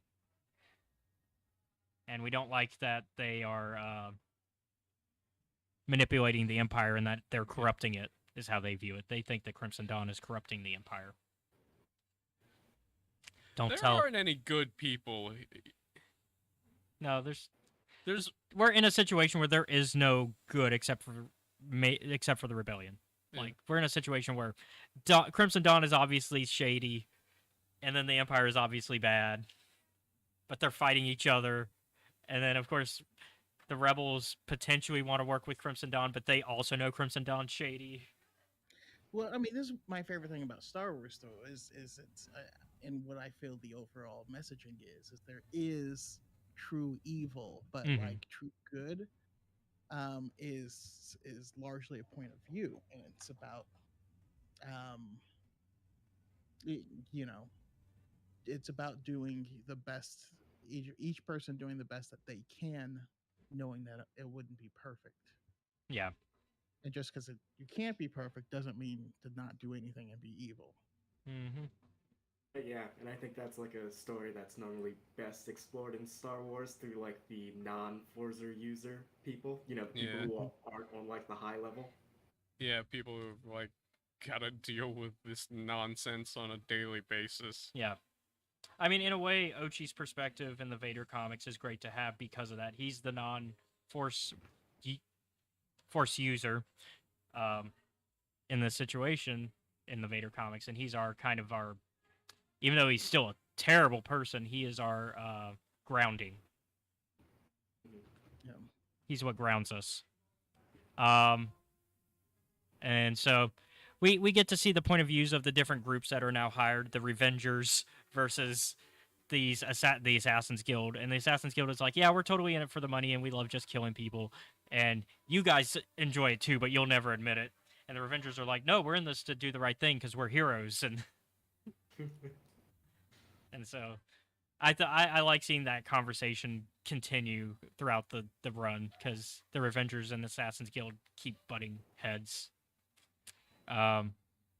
We also get the introduction to an ongoing arc that continues in the next arc, which is the Sabe arc.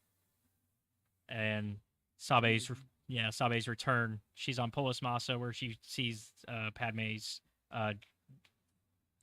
death, essentially. And she sees the last message that Padme left Obi-Wan, which is that there's good in Anakin still. And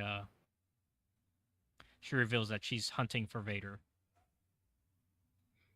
And that she's Why part would of... I be afraid of Anakin Skywalker? Yeah. Sorry, I know it's not there yet. Yeah. I will say I do kind of have to get going. No, you're fine. yeah. Yeah, we're running a little over what I thought we would. Yeah.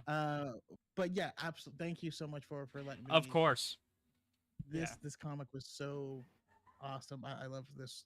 Such a unique story. It was really perfect to add to Star Wars. But yeah, I will let you guys. Yeah. And once again, let everybody know where they can find you before you head out.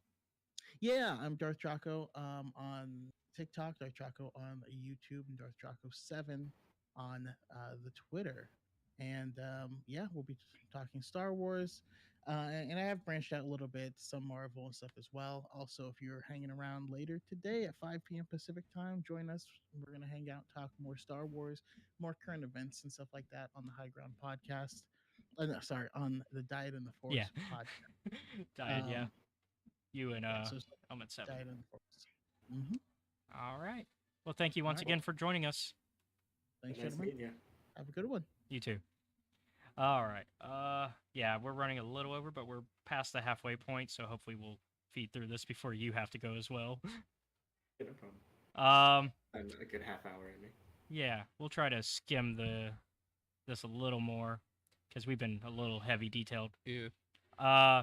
So yeah, basically the Vader arc is just them cutting down different Crimson Dawn groups and learning, and of course the hunt that Sabe's doing for Vader, because it's revealed Sabe is part of Crimson Dawn as well.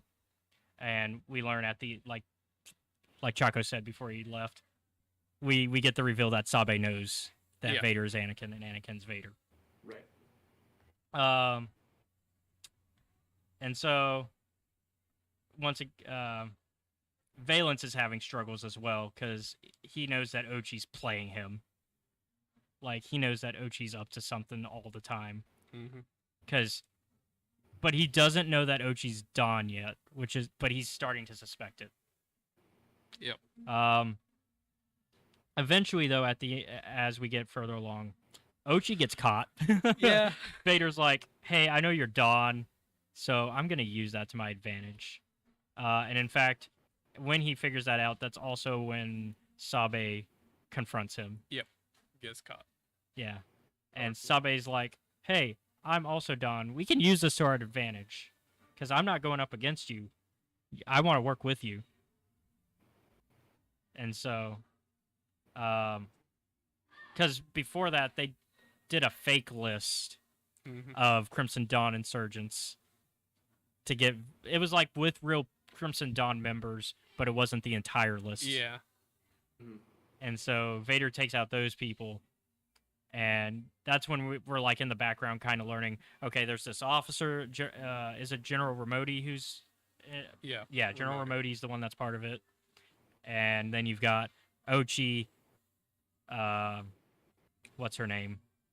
Not Sabe, but Sabe's part of this meeting because she runs into them. It's, I forget her name. I don't like her. No. A quick clarification. Ramodi is a sympathizer. He's not a member. That's right. Yeah. But they take him out anyway. Yeah. Yeah, later they do. At first, Ochi's threatening to blackmail him, and then that doesn't go well. Because And so, zero tolerance policy. yeah. And it's Sly Moore. Sly Moore is the other one I'm thinking of. So, Ochi and Sly are having this discussion of like, hey, so the list kind of worked, but we might still need to be careful. And then Sabe comes in and is like, Yeah. hey, so we just need to let Vader in on this. Yep. Because if we don't, we're dead. And I'm your new Crimson Dawn handler. And so they let Vader in on the plan, and they basically do this is when they kill General Ramodi. They basically do a double cross on everybody where they get General Ramodi killed, but also are like having Crimson Dawn fight each other, so that way they can come in and and it draws more Crimson Dawn members out, and it just makes it to where Vader catches more people that he's trying to. And now Vader's plan has become, I'm going to take over Crimson Dawn so I can get rid of Crimson Dawn. Yeah. And so... I'm taking over the mall plan a little bit. Yeah. And so that kind of that works for the most part. They take out a lot of people. And that's where at the end of this, he finds out that Sabe had a hand in this, and that he's going to use that to kind of fulfill the end of his plan, which is drawing the last members of the Imperials that are sympathizers or members of Dawn. Yep. And it leads to this big battle on the Outer Rim. Takes them to this planet to interrogate them. Yeah. It is really interesting to think about that. That this thing that Darth Maul created is still a thorn in the Empire side. Maul's giggling from his Force Ghost grave. Yeah. But yeah, and then so at the end we get the big reveal. Sabe knows because she does the "Why would I be afraid of Anakin Skywalker?" And so Just out here using real names, not titles anymore. when you text he messaged me after that and he was like, so now Sabe's using that government name. But yeah, so we get It's got the birth certificate. we get the kind of the last bits of the bounty hunter arc Yeah. where everything's kind of coming together, where everybody's kind of like we get this big battle between Vakura's forces and The plan the bounty hunters. kidnap Vakura. And Vakura's forces are definitely winning for a good chunk. Chum chum. But they do manage to, like, I'd argue they managed to weaken them a good bit. Unfortunately, Vakura kind of still kind of gets what she wants and gets kind of away. No, they knock her out and take her with them. Yeah, that's right. But Cordelia is with Kira, which is where I want to kind of discuss. Kira and Vakura have two different plans. Mm-hmm. Vakura plans to kill Cordelia. Like, that is her intent. Yes. She's like, Cordelia must die because we can't have Cordelia. Because that would unite the Mourners Wells and the Unbroken Clan. And I don't want that, because especially now that I'm in power. Kira wants that. Mm-hmm. That's exactly what Kira wants. So when do they betray each other? Because it hasn't happened. Yeah, because it hasn't happened yet. Because I'm up to date on the comics, but it hasn't happened yet because they're taking a break from the Crimson trilogy. The current volumes are dealing with everybody's individual stories right now. Yeah. And then the next arc will be back on the Empire's End, is what they're calling it. I think it's going to be during that arc, but how soon does? And also, does that mean Cordelia does that mean Vakura's going to work with the bounty hunter crew? Because they also want Cordelia alive. Right. Yeah, I don't think Vakura has very good chances. No, I think Vakura's going to die. Like, Vakura's got to go as a character. I like her as a villain in that I hate her a lot, but she's going to have to go soon. Like, they can't. Is there anything that's established in canon where Kira dies? Not yet. This is actually because this is the furthest that Kira's in the timeline. Okay.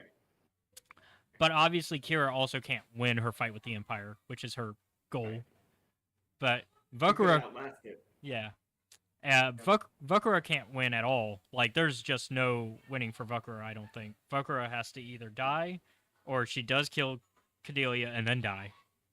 Either way, Vakura's dying, I think. Yeah. And it is established, Crimson Dawn, we do know that they survived the Empire, right? In the Book of Boba Fett, weren't the Pikes, did they have any Crimson Dawn, like, any symbols? No, there was a lot of theorizing that Crimson Dawn would show up, but they never, like, even got a mention. Yeah. I personally would have loved to see Crimson Dawn in that era, but I think it was mostly Pikes and a little bit of Black Sun. Yeah, it was Pikes and a little bit of Black Sun, but that was really it. Yeah. Okay. But yeah, so like you said, eventually they catch her, and so they basically are like, all right, the future depends on you because we need to figure out where Cordelia is going and what your plan was. And Vakura's like, ha, you idiots, you doomed everybody. And that's the last we get of that, and we go into the final issue of this whole arc. Where it's like, all right. Basically, we get a rundown of everything that's happened.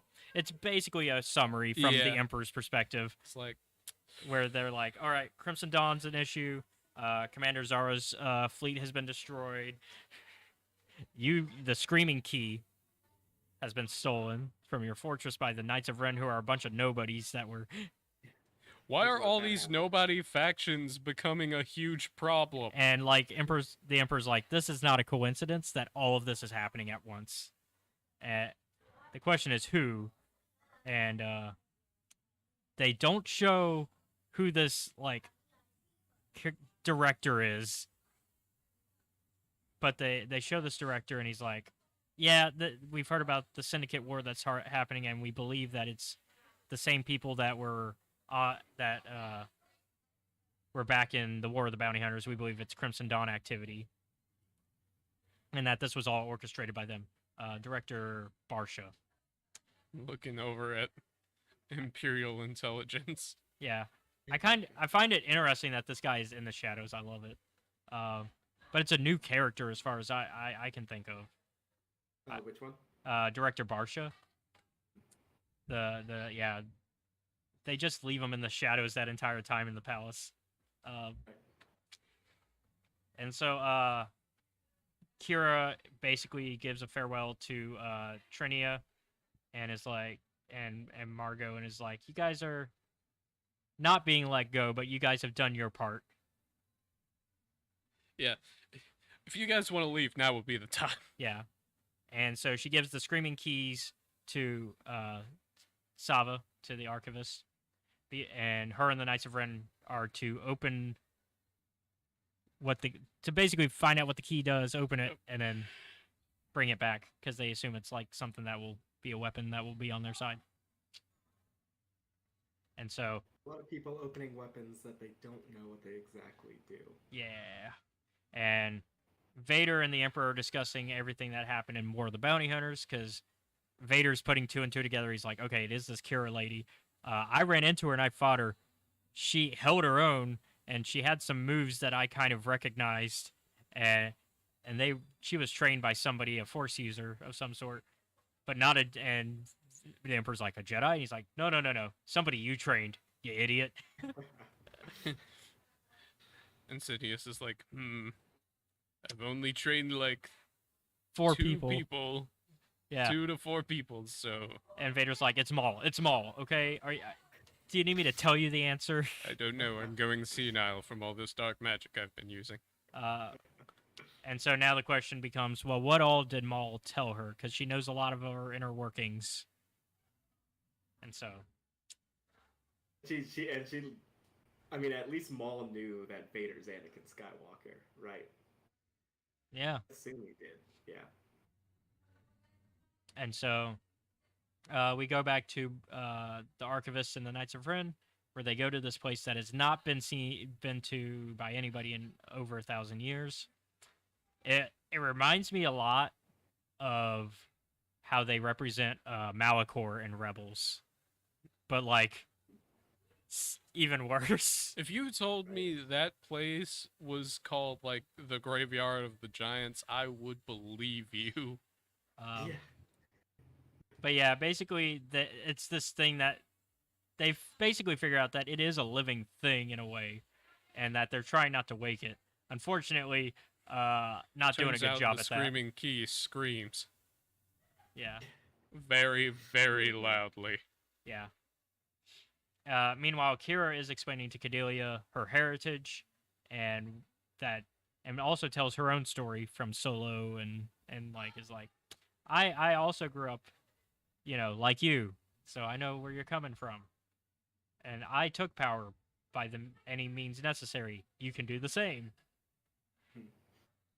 And she basically gives Cordelia the sales pitch. And then, of course, then she sets off the alert, telling everybody where her ship is. And she's like, all right, you got to agree or not agree and join. You got that simple choice. And basically, meanwhile, the Knights of Ren are dwindling in number. Yep. Because Basra gets crushed. And they eventually, lost the one with common sense. Yeah. Eventually, they find the heart. And they find, like, the little key slot. And she puts it in. and that kind of gives them control of this. They're like, okay, now grab it and run away. Yeah, it's almost like it's almost like this hourglass looking thing, but we still don't quite know what it does. We just know that that's what Kira wants. And Kira wants, Kira gets. so she tells Saba, "Yep, bring it back, and we're done." And she destroys the communicator. And she does this big inspirational speech talking about how the Hidden Empire will reign on. Yeah, Hidden Empire. That's what the last stuff is going to be. Choke on it. Yep. And so she makes it clear that she's going to be in charge. That's her goal. Woo! And that is Crimson Reign. Yeah. Oh, there was a lot. Final thoughts? I liked it. I think it's a great sequel to War of the Bounty Yeah. Hunter. And while there's still a lot of mysteries, we still got one more set of comics for it that will answer, hopefully, a lot of these questions. So I'm excited. It's kind of a... And I just- Yeah, go ahead. I was gonna say, I just love so much when, I said it before, but when Star Wars gets into bringing up the importance of these non-Force user type characters, whether it's Kira or Dr. Aphra. I just love seeing those different aspects of the Star Wars universe, and to see how everybody, the whole full puzzle kind of comes together. And we're seeing where it kind of falls apart for the Emperor and them, because they're relying so heavily on their Force usage and the Empire, that just some random scrubs are coming up and yeah. I kind of like how it's an inverse to Empire. It's our protagonist, whether they're good people or bad people, they win. Unlike in Empire, our protagonists definitely lose. This is the middle film. This is the middle part of the trilogy, and so I'm curious where to see Hidden Empire goes, because that comes up with the questions of, is Kira gonna survive this? Because we don't know. It's one of those situations where, for once in Star Wars, we don't know, and it's been a while since we've had characters where we don't know their fates. Mm-hmm. I mean, the High Republic gives us that, which is why the High Republic is so good. There's a lot of characters where we don't know their fates, and I love seeing that in Star Wars, even in eras that we know, because we know that Luke and Leia and Han and Lando and Chewie, they make it. We know. But what happens to the Kiras, the Valences, the Aphras, yeah. And so, I find it interesting. All right, so next week we have another guest. We are going to be talking Princess and the Scoundrel, and we got Stardust M coming to join us, and I've been keeping it under wraps from the public. But we also got an interview with Mark Thompson. So, because I got to talk to him about his reading of his narration for Princess and the Scoundrel. That's really cool. So we'll have that next week. And before we give our outro, let's go ahead and remind everybody where they can find you.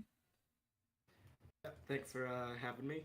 You can find me on TikTok at JKomics7, JKomics 7. Just so you know, I'm going to be doing a podcast with my friend Young, who you can find at Forever Young 1300. It's called There Are More of Us, and we're going to start off with a episode-by-episode breakdown of the Andor series coming out later in September. All right. And you're also on Twitter, and I've got all that linked down below, so if you guys are looking for either Choco or JKomics, you can find it in the info box here on the YouTube channel. If you're watching from Twitch, you might have to hop over to the YouTube channel, but it is linked on Twitch. And speaking of, let's go ahead and give all of our little support here. If you are watching from YouTube, it's youtube.com/Escape Reality Films. Go ahead and feel free to give us a like, comment, subscribe, all that good stuff. If you're watching on Twitch, twitch.tv/CJ Star Wars 94. Feel free to subscribe or follow. We play different games on Wednesdays. I've been playing Divinity Original Sin 2 with some friends. And so we do the co-stream here, so podcasts and stuff are here as well, so anything you miss here is on YouTube, and you can watch the VODs there. What else am I missing? Oh yeah, Patreon. We want to thank Seth's mom, who's our one patron at the moment. It's Patreon. It's patreon.com/Escape Reality Films. There you can be part of the Discord channel. Come hang out with us. We got a lot of these people that we've been bringing onto the show. They're in there as well, and we can talk Star Wars. We can talk whatever. I always post the book that we're going to be reading, so anytime if you want to read the book with us and you're a fan of the show, that's a good way to be like, oh, I want to read the book, because usually I'll put a PDF copy in there for everybody to get a hold of. And then you can also, I've been doing a comic that I'm working on based on my novel, Superworlds. And that can be found on Amazon, Superworlds. And we're doing a comic right now, and for the Patreon members, currently you guys are getting a look at some of our concept art, because we're currently in the concept phase of just getting initial designs of characters and stuff. So if you want to get sneak previews of that and see what we're doing, that's a good way. And of course, all that money goes into this, helping produce this show. Eventually, I want to be able to get Seth full-time, so that way scheduling conflicts don't happen for him or me.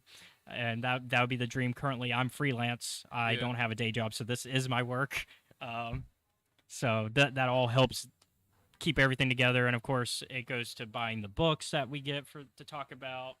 It goes towards me paying artists, so like paying Colton Holcomb, who's my artist for my the comic we're working on. So all that money goes right back into this.